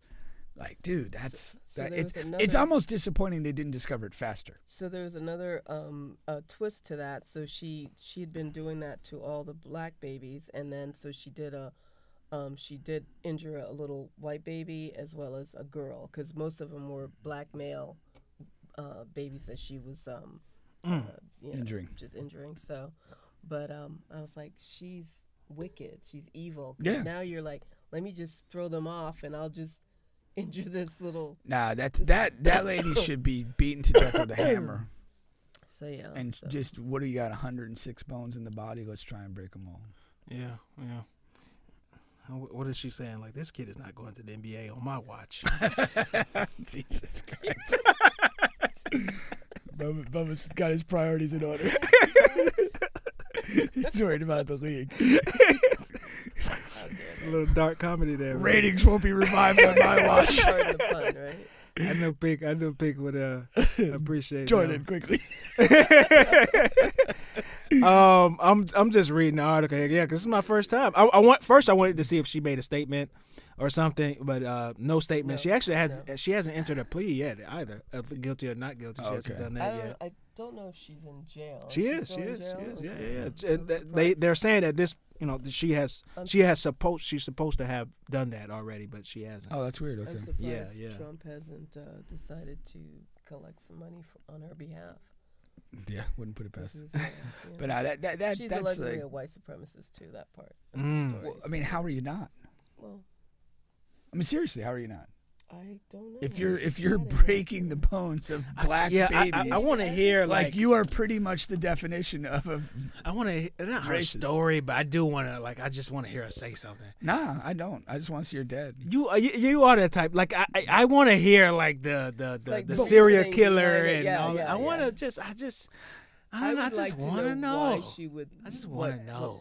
Did you watch Mindhunters on Netflix? No, I definitely heard of it. You should. That's a big. You should. That's a big show. Yeah, it's like a series, right? It's a 2-season series. Yeah, Basically, yeah. It was the early FBI profiling, and what they did was exactly what you wanted to. They got approval to meet with serial killers in jail and basically collect their stories, because there was a prevailing notion that when you have these horrific criminals that lock them in the jail, throw away the key, and whatever, but they were like, hey, we need to understand these people because it'll help us identify the next one. Yeah. And so it was like a shift in the mindset of the FBI, and they got into tons of interviews and kind of getting the thoughts and like why these people are doing this stuff that they're doing. So is that how profiling? That's profiling. started? Yeah. Okay, It was I believe back in the 60s. They were also involved. Remember the Atlanta guy that was killing children? Wayne Williams. That guy. Mm-hmm. Yeah, they were involved in finding him.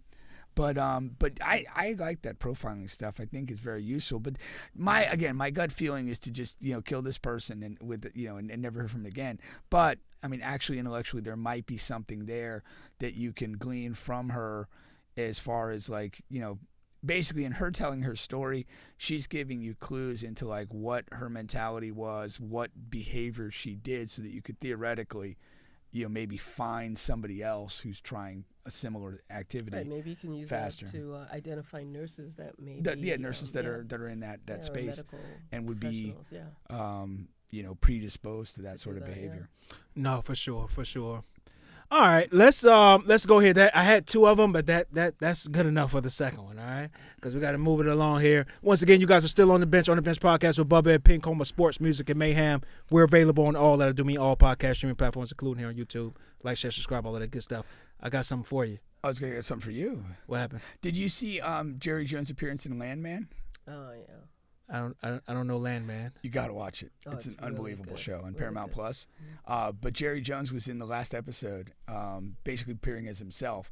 But he gave like a soliloquy that was just really good. Oh yeah. Yeah. Jerry giving something really good. Yeah. No, I was surprised myself. It was written for him. It had to be written. No, it was autobiographical. No, I think he was just him. Well, I mean, he was talking about himself. Yeah, but I mean, yeah, it was, for sure. It was Somebody wrote it still, for him. yeah. Somebody He's not polished as it up. coherent these days. Yeah, no, this was good. This was really good. All right, I'll check it out. Yeah. This is something else. As a man of TV, though, you should watch Landman, hands down. Okay, It is Landman. very Text well it to me so I won't forget. Yeah, for sure. This is something that you, something else that might be good. You may have seen it, may have not. Let's get to it here. But we don't play. We're soft. You know, we're too soft to play hard enough. I have to run on the court to get guys to play hard. It's crazy, you know, and it's every day. I'm tired of it. It's every day. I have the most energy of anybody at practice every day.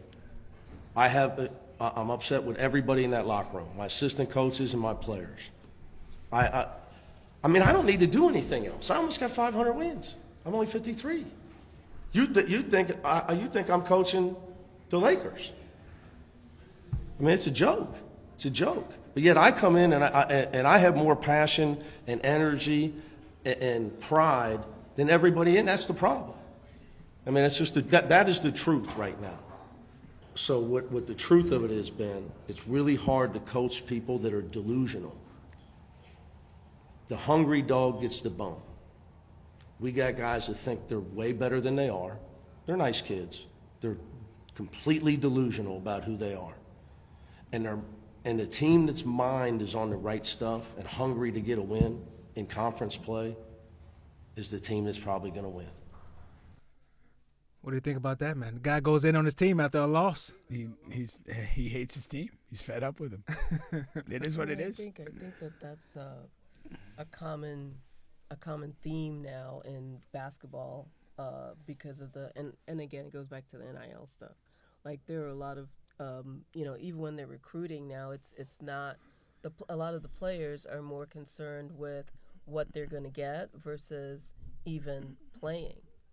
You know, because they want to make sure they're going to get to the school that's going to provide them with, or they can be the top player. And then once they get there, they're not, I don't know, they can be good. They're obviously good. A lot of times they're like ranked players. But one of the things that my son and I talk about is everybody's good in high school, but when you get to college, it's a whole different animal. It is, you know, and it doesn't matter if you're getting paid NIL and you get there, it's about producing. And that's what he's saying. Like, they're not producing. They're delusional. They think that they're still back in high school where you're like the top player. No. When you get there, everybody's on the same the same playing field, and you have to put in the work. So, I don't know. I see that a lot. I'll watch. I like college basketball. I know you don't like watching college basketball, but it's like really two guys fighting at the gym. It's frenetic and pointless. It's really hard to watch sometimes, especially now. So, it is. Yeah. No, I agree. I mean, certainly, you know, when you're coaching, some years you just don't like your team. You know, any good coach, you're going to press all the buttons and use all the little tricks you know. And if you're just not getting a response, you just get mentally fried. You're just, like, okay, when is this season over? So would you say that to the public, or is that something that you're what gonna he's have doing, like part of this is, again, there's always a motivational angle in anything a coach says in public. That's it. He's, and it's always multi. He's throwing his team under the bus. So it's like, hey, I got 500 wins, and these guys don't give a damn. Right. I'm still engaged in this process, so if somebody wants to hire me, I'm here. That's what he's saying. Like, he's not saying the words, but that's what he's saying. And then it's like, he's sending the message to the team. It's like, I'm publicly calling you guys out for being soft. Even his assistant coaches, he called everybody. He's like, nobody's putting that. Yeah, exactly. You just throw everybody to the bus, and then it's like, how do you react to that? I mean, it's very telling. I mean, your response defines who you are. If somebody calls you soft, like, what is your response to that? Do you accept it? Do you turn away or try to find somebody else that doesn't think you're soft? Or do you respond to that by not being soft? I'm getting into a fight the very next game. And that's potentially what he wants. But I'm not a fight guy. If I'm a player on that team that's just me because I would the type of pride I have is somebody call me soft, even if not the 15 players. Maybe there's one tough player on there, whatever. But if you're calling me soft, then okay, I got you, coach. Don't you worry about it. But no, she makes a good point. I'm gonna rack the text up. If the next day is practice, are you fighting in practice or are you waiting for the game? I'm waiting for the game. Really? To count. See, I'm going to be pissed off because if I'm not one of the delusional players that he's referring to, I'm fighting my friggin' teammates because I'm like, what the fuck? Let's win. Why can't we win a game? The better play is the practice fight. Yeah. Twofold. You're not going to get suspended. Yeah. And the practice fight actually has a chance to have a positive impact on your team. I agree. Yeah. See? And you're waiting 3 days to the next game and then randomly slugging some guy on the other team. It's like, yeah, they're not the reason why you guys are losing. You guys are the reason that they're losing. what are we doing? I know. That always reminds like that always. My dad was a motorcycle racer, and so whenever we would leave a race, this was when he was just a fan, rocket rod. Whenever we leave a race, like in the car when he was a fan, you're driving, and inevitably, like people have just been watching racing for a couple of hours, they get on their bike or in their car and they want to fucking accelerate out of the fucking racetrack, and my dad would always just calmly look and just go, "Where were you when they dropped the green flag?" in your fucking seat. Right. And so it's like that's what Bubba would be fighting in the game. No, for sure. Yeah. Another thing I wanted to get to was this Jimmy Butler story, man. So, moving along to the NBA. So Jimmy Butler wants out of the Heat. He specifically wants the Phoenix Suns. And there's other teams that he's reportedly has denied. Utah Jazz. They haven't even made the list. But he's denied the Denver Nuggets, Kings, and most recently the Grizzlies.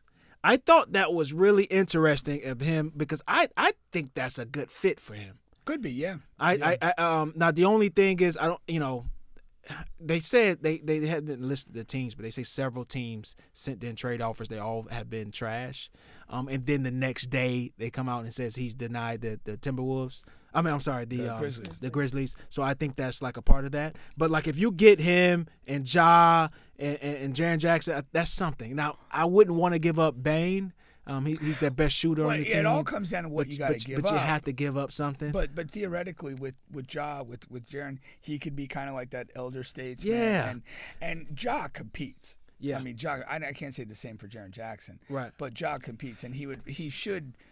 Based on what we know of engaged Jimmy, he would respect and respond to that. Yeah, and then there's a relationship you could form there and help him along the way. Magic? I'm sorry? Not the Magic. No, see, here goes the thing with Jimmy. Jimmy wants to go to a team where he feels like he has a chance to win a championship. Okay. Why is that Phoenix? I have no idea. Yeah. But he feels like he can go there, still be productive, and have a chance to win a championship.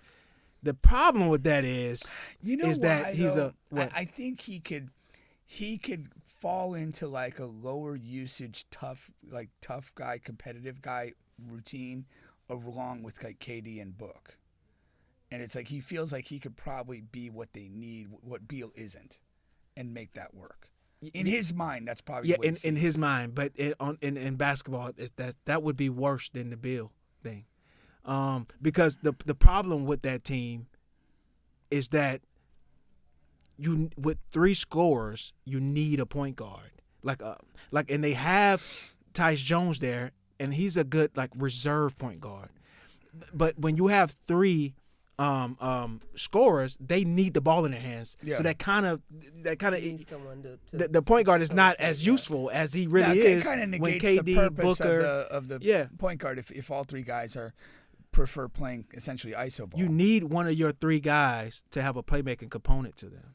And that's why they when they initially started out, they had Booker at point guard, and then they switched it to Bill, and that's why it's not working because neither one of those guys are point guards. And now they just bring Tyus in, and they're trying to bring Bill off the bench. Yeah. And now you want to trade Bill, a guy you just put on the bench. Hey, here Miami, we got a good player for you. Take him, and we'll take Jimmy. No. But Miami's like, I don't want that pile of shit. He has 2 to 3 years left on his deal on on the worst contract in sports. But what does Miami expect to get? I mean, like I was That's thinking another too. thing. Like Pat Riley has a certain sort of arrogance to him and a certain belief that the Heat are always in the mix. Yeah. And so it's like I don't know that they would be attracted to a package of like younger players or kind of like guys that would be on a rebuild type of thing or even picks.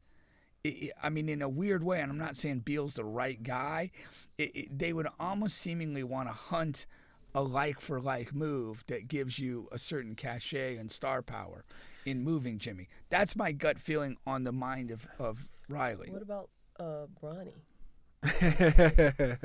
You get him for a couple used condoms. And here goes another thing too. The NBA, I think, has screwed themselves with all of these rules and stuff like that, because now you can't even do what you're talking about. That's the bad part. You have to match salaries with all of these new rules, and so that's one negative. Before, I thought that the NBA was compelling because every offseason, every trade deadline, you knew people were going to move. And that was always in the news, and people were interested. Oh, man, this guy's going to move. Now, with all of these new rules changes, they're thinking what they're doing is we're making these new rules so superstars can stay where they're at, and people will want to watch that. The small market teams are going to keep their star players. But what you did was you limited the movement around the league, and now we're not going to see any of these big trades and big moves. That's less compelling for the league. You made it impossible to trade Jimmy, really. A disgruntled star, you made it impossible because they have to trade salary for salary. And really, Bill, when you look around the league, I mean, you know, as far as what teams are willing to trade, Bill is pretty much the only guy. And then Bill has this no trade clause That he'd have to waive. That he would have to waive. And how does he have it? It's only 2 people in the league that has it, and he's one of them. That's fucking ludicrous. But anyway. Because he signed a deal with the fucking Wizards. Yeah. You know, ban them from the world. And he's not, he doesn't want to waive it to go to Miami, and Miami doesn't want him. So I think he's going to stay in Miami. Jimmy Butler, I'm talking about, I think he's going to stay in Miami. And maybe he takes more one-legged threes and behind-the-back passes and no look and all this and disgruntled the rest of the way. If I'm Miami, I just sit him down. Yeah. It's just last year. He's the free agent next year. Yeah, stay at home. Yeah. I could do that. It is one of those things. But again, when we talk about kind of the league product, like what you're saying is significant too. And I don't think fans enjoy these like hostage trade demands, the drama that goes with it. It's like, I don't care. Like if I have a ticket to a game and the Heat are in town, I want to see Jimmy Butler play. If he's not going to play, I want to see somebody. I'd rather have a trade go and see a decent rejuvenated Heat team. I don't want to watch the Heat with Jimmy Butler under suspension. Like, what is that all about? I don't want to have to watch every sports news cycle talking about what's going on there. There's nothing compelling about that. There's nothing positive about it. Like again, if there's like a sense of, oh hey, this offseason, we have these 6 top free agents. We expect 4 or 5 of them to go change teams.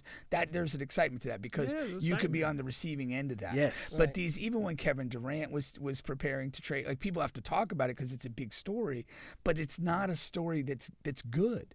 It's not a positive story. It doesn't reflect well on the league.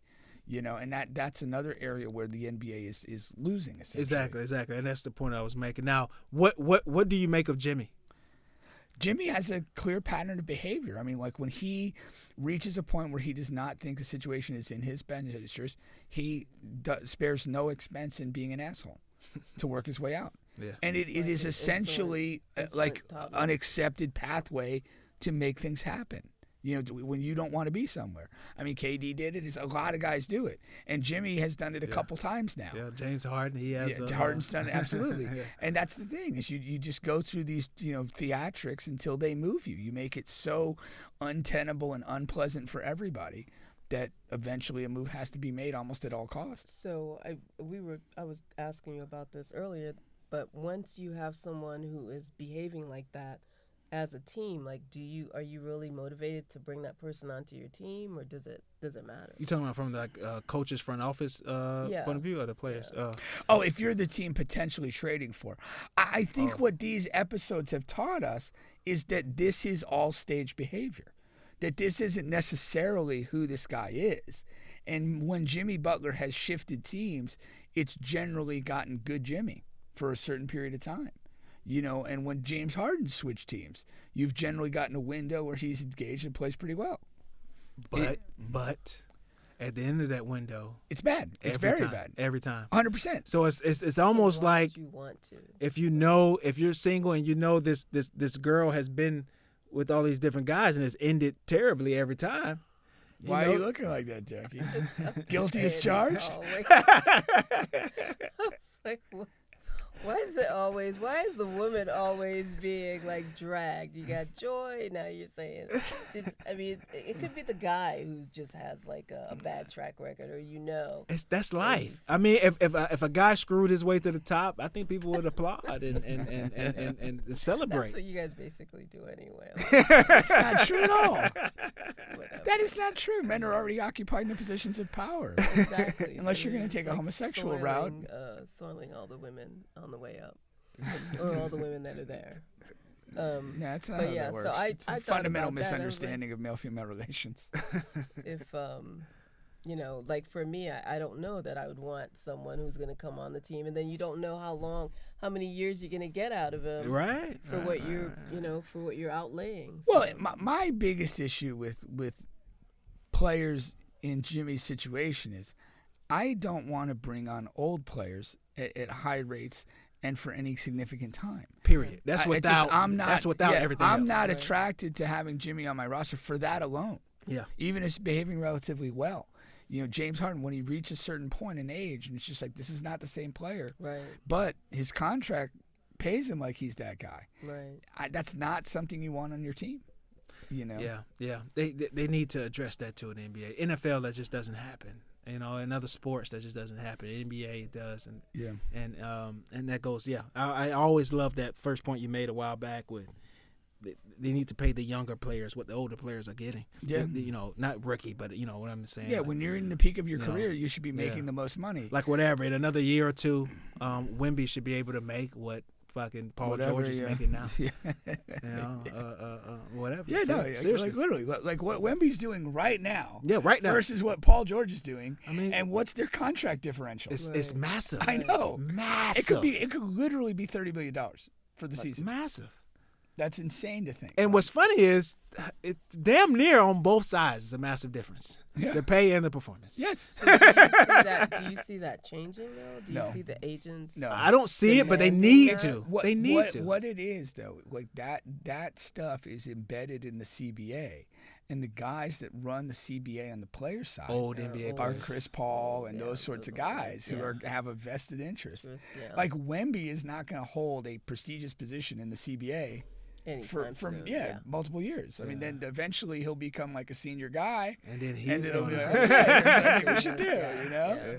You know, we don't do anything unless Wemby signs off on it. Nobody goes for a bathroom or gets a water unless Wemby says it's okay. Like that's just power. I mean, that's just the politics of power. Unfortunately. Now in other NBA news, quickly here. I like when I'm right on stuff. I'm wrong on quite a bit of stuff, so I do like when I'm right. Most people like being right. Man, Cat Williams has played. I said Cat Williams. Shout out to Cat Williams. That effeminate bitch is on your mind?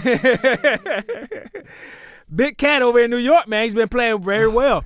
So good. He's an MVP candidate. Like, who saw that coming other than Bubba? Oh, you're a big fan of Carl Anthony, right? No, he's not. He's the reverse. I hate him. Sarcastic. No, I know you were. Good attempt, but I hate him. It just made so much sense to me. I just knew there was a small percent chance that it wouldn't work out. It just made tons of sense. Just like the Minnesota didn't make any sense to me. I thought the New York thing made so much sense. They got rid of Hartenstein, didn't have any bigs. And then, to provide them with a shooting big, and only thing that he had to improve on this year was interior defense, which he's passable on. When you have guys like that, your weakness, you only need to be passable. We don't need Steph Curry to fucking be Kawhi Leonard in his prime. We just need you to not like let guys parlay you to the rim. Like, you know what I mean? Like, just hold up a little bit. And that's what Carl Anthony has done. That was a in the paint. misuse of parlay. But carry on.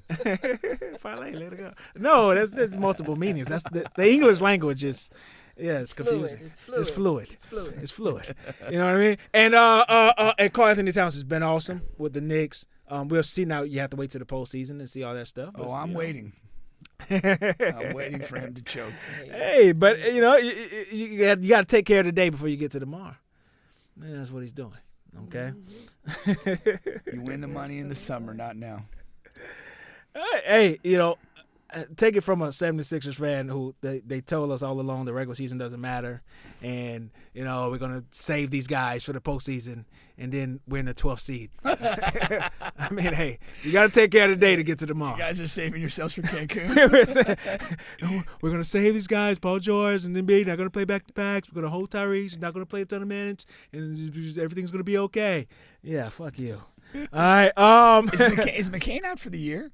He's out for us. They haven't labeled it for the year, but it's pretty much the year. That sucks. Yeah. What else is new? Fingernail polish. Yeah. He was awesome this year. Yeah. For that little bit of time. What? He got hurt. Injured, yeah. Yeah. It's a knee surgery of some sort. He's still doing TikTok dances with his knee brace. Is he? Yes. Yeah, let him do it. Hey, as long as you can perform, man, you do whatever you want. Do whatever your heart desires, man. we let our color get away with some stuff. And then you have some Titans out there. You got Cleveland, OKC, and Boston, and those guys. The one thing, I'll get to Cleveland, OKC in a minute. One thing about Boston, I want to say is, I know they're the best team, even though they don't have the best record. I know they're the best team. The difference between Boston last year and this year is last year they went all out in the regular season and dominated, like really dominated. They were blowing teams out. They went.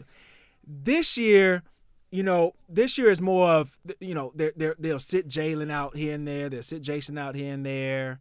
They're really cautious with Porzingis, and they're just winning games. It's they don't have the same tenacity, right? And I think that really played a part in them completing the mission last year and getting that championship. It's just from day one to day zero, they just played fucking basketball to the top of their ability. Sounds like they're trying to save them. That's the whole NBA thing. But they're still successful, right? No. Boston is still good. Boston is still good, but it's different. There is something to that. Like a lot of the championship teams, they go on, just the warpath. The Celtics did it with their big three back in the day, and it's just like the Heat had a season like that where they just dominated.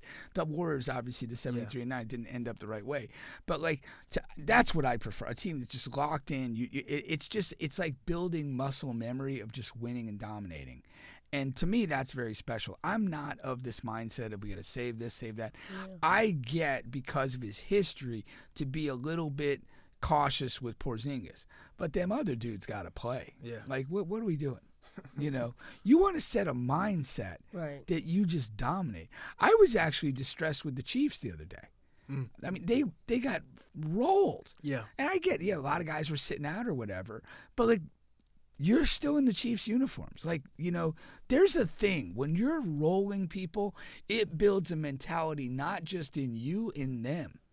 And they know they can't beat you. Yeah. And I hate letting people think they could get over on you. Yeah. The one thing with the Chiefs is I didn't agree with them sitting everybody. Like, everybody doesn't deserve to sit. Like everybody? What are you talking about? Their offensive line, them shitty guys, they need to play some more, man. God, what the fuck are these guys reps, doing, man? You know what I mean? But anyway, you still got another couple holding penalties. You know what I mean? Rock them up, set a record. You know what I mean? Don't sit them down. Yeah, man, go for the gold. Now, in the NBA, Cleveland is doing that. They sort of are doing what Boston did last year, which would be interesting. Now, I don't know how many times. I know I caught the one game they played, and Boston did beat Cleveland in one regular season matchup. But for the most part, Cleveland is doing what Boston has done last year. And really, their team is the exact same. The only difference is Mobley has taken a big step. And Mobley's people are going to give it to Donovan Mitchell because he's the scorer, but really Mobley is the best player on that team. And that's what it has been this year. He's just really completed his game. He's shooting now. He's really not being pushed out of the paint. Like I said, he was a soft big over the course of his career, but he's really holding the paint down and shooting and doing everything. Yeah, and there's just a thing of being locked in. Yeah, and they're really. And why do you want to disrupt that? Yeah, like that. Like when you put together a team, when you put together a group, like you're doing it to find that. Yeah. And just when you find it, just ride it. Don't fuck with it. Yeah. Drives me crazy. When my son played AAU ball, he was on this team, and he was like a younger group, but they're like, I guess it was like 5th grade or 6th grade. So Riley played on there. Bryce Sensabaugh played on there. It was like a bunch of kids that played on this team. They would go in and like just annihilate the opposing team. Yeah. And I was like, oh my God, that's so horrible. Like, why would you do that? I mean, you're already beating them by 20. Why would you beat them by 50? Everybody's like bawling on the sidelines. Now I'm like, finish them. Finish I want to see crime. Well, I want to see blood in the streets. So, I differ on that. Like I differ on that thing where it's like, once we do our job and we're up and in control of the game, like some guys do whatever. There's no need to like embarrass people pointlessly, but you want to lock in and play absolutely at a peak level, game in and game out. Yeah. There's no point in not doing that.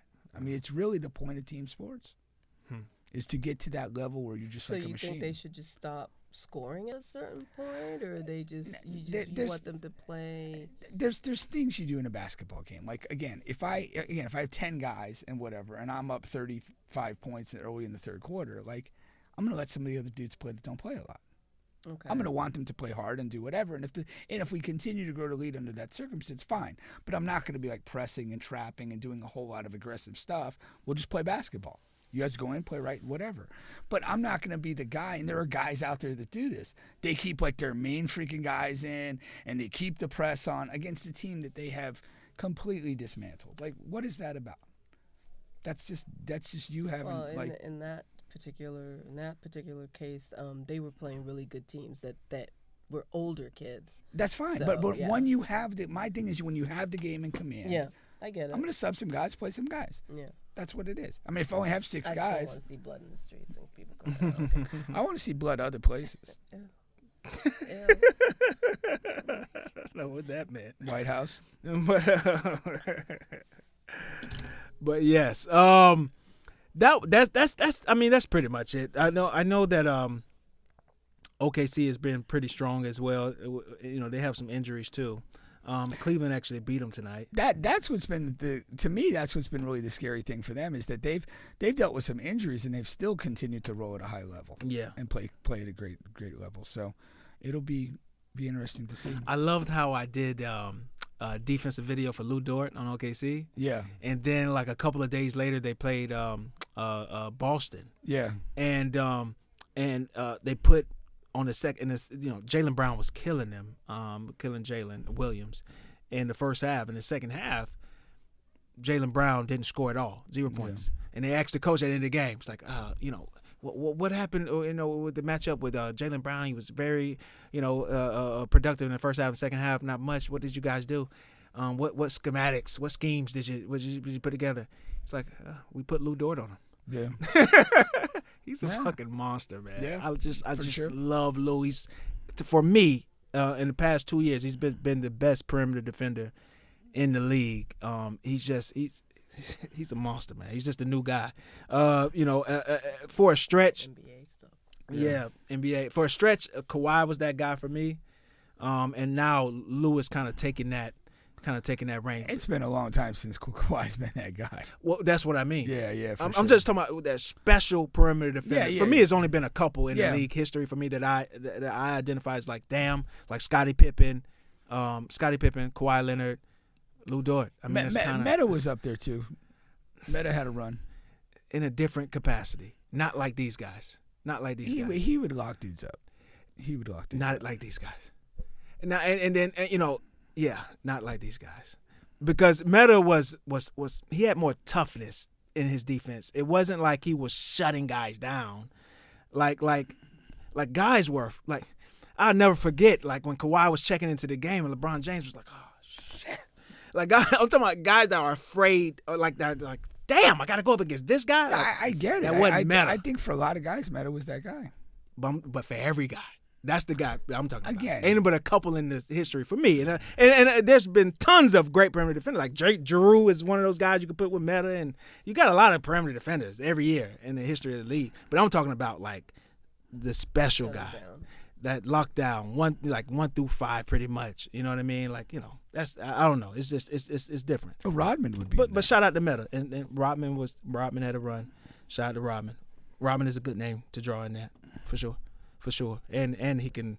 His thing was post defense, but he can really switch and guard the perimeter. No, early in his career, he can really switch and guard the perimeter. Yeah, it's a piston. Yeah, for sure, 100%. All right, that'll do it for today. We'll be back next week. Not sure what's going on next week, but we'll find out. We'll have NFL playoffs to discuss the first round, and then we'll have. Yeah, we'll get to talk more Chiefs then. We didn't get to talk enough Chiefs this week. College football playoff too will be down the to the championship. Final. Yeah. We'll know who the finalists are. Yeah. UCF in that hunt? UCF? Are you kidding me? Are you as excited in the college football playoffs? Like, do these teams excite you? I don't give a shit about anyone. I'm on it. I'm on for Notre Dame to win out because of the coach. Yeah. But the teams.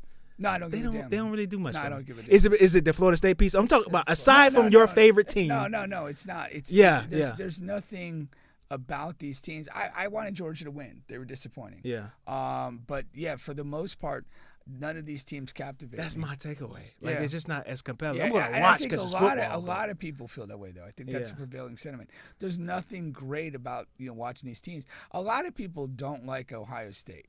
Like, I've hated them for a long time, but I do find a lot of other people that just don't want Ohio State to win. I'm indifferent, but there are a lot of Ohio State haters. I mean, I do. Not even hate. I don't think it's hate. It's just they just dislike them. They just I know exactly what you're talking about.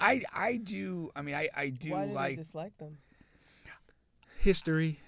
I don't know. I think like if you say down here in the South, I think there's kind of there's a lingering anti-Big Ten sentiment.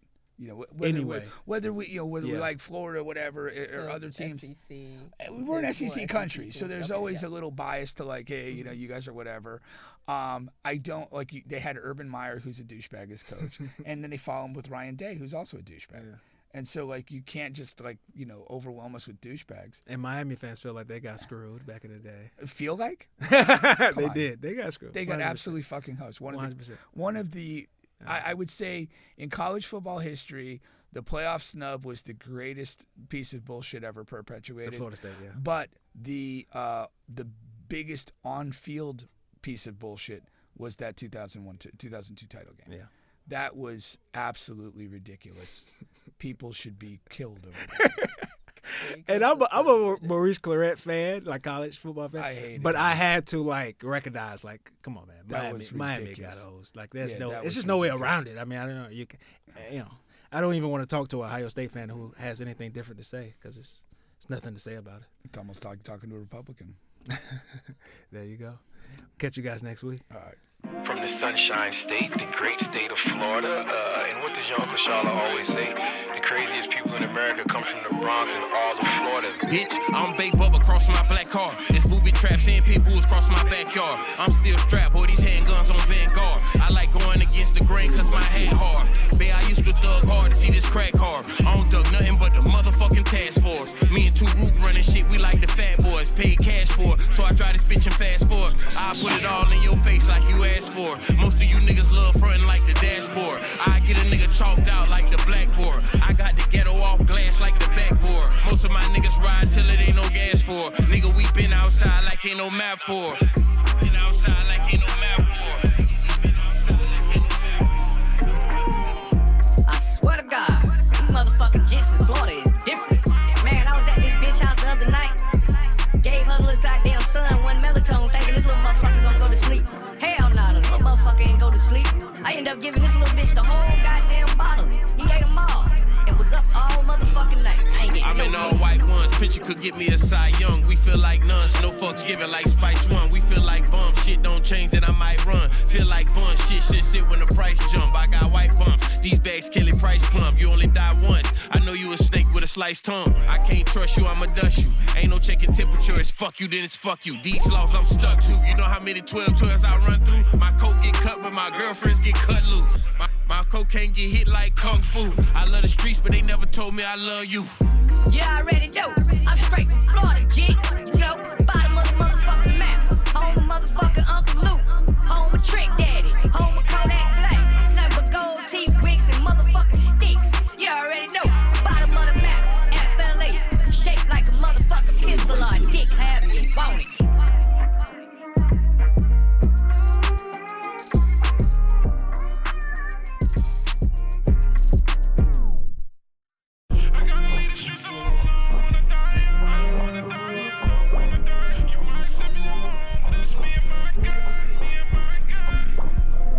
I ain't got no damn business at church. Cause all I be doing is looking at damn pussy prints in that bitch. I'm talking about, man. You know how fucked up it is? Like, you ever got hard in church before? Like, ain't that some fucked up shit? Your dick get hard in church and you in that like, you know you wrong.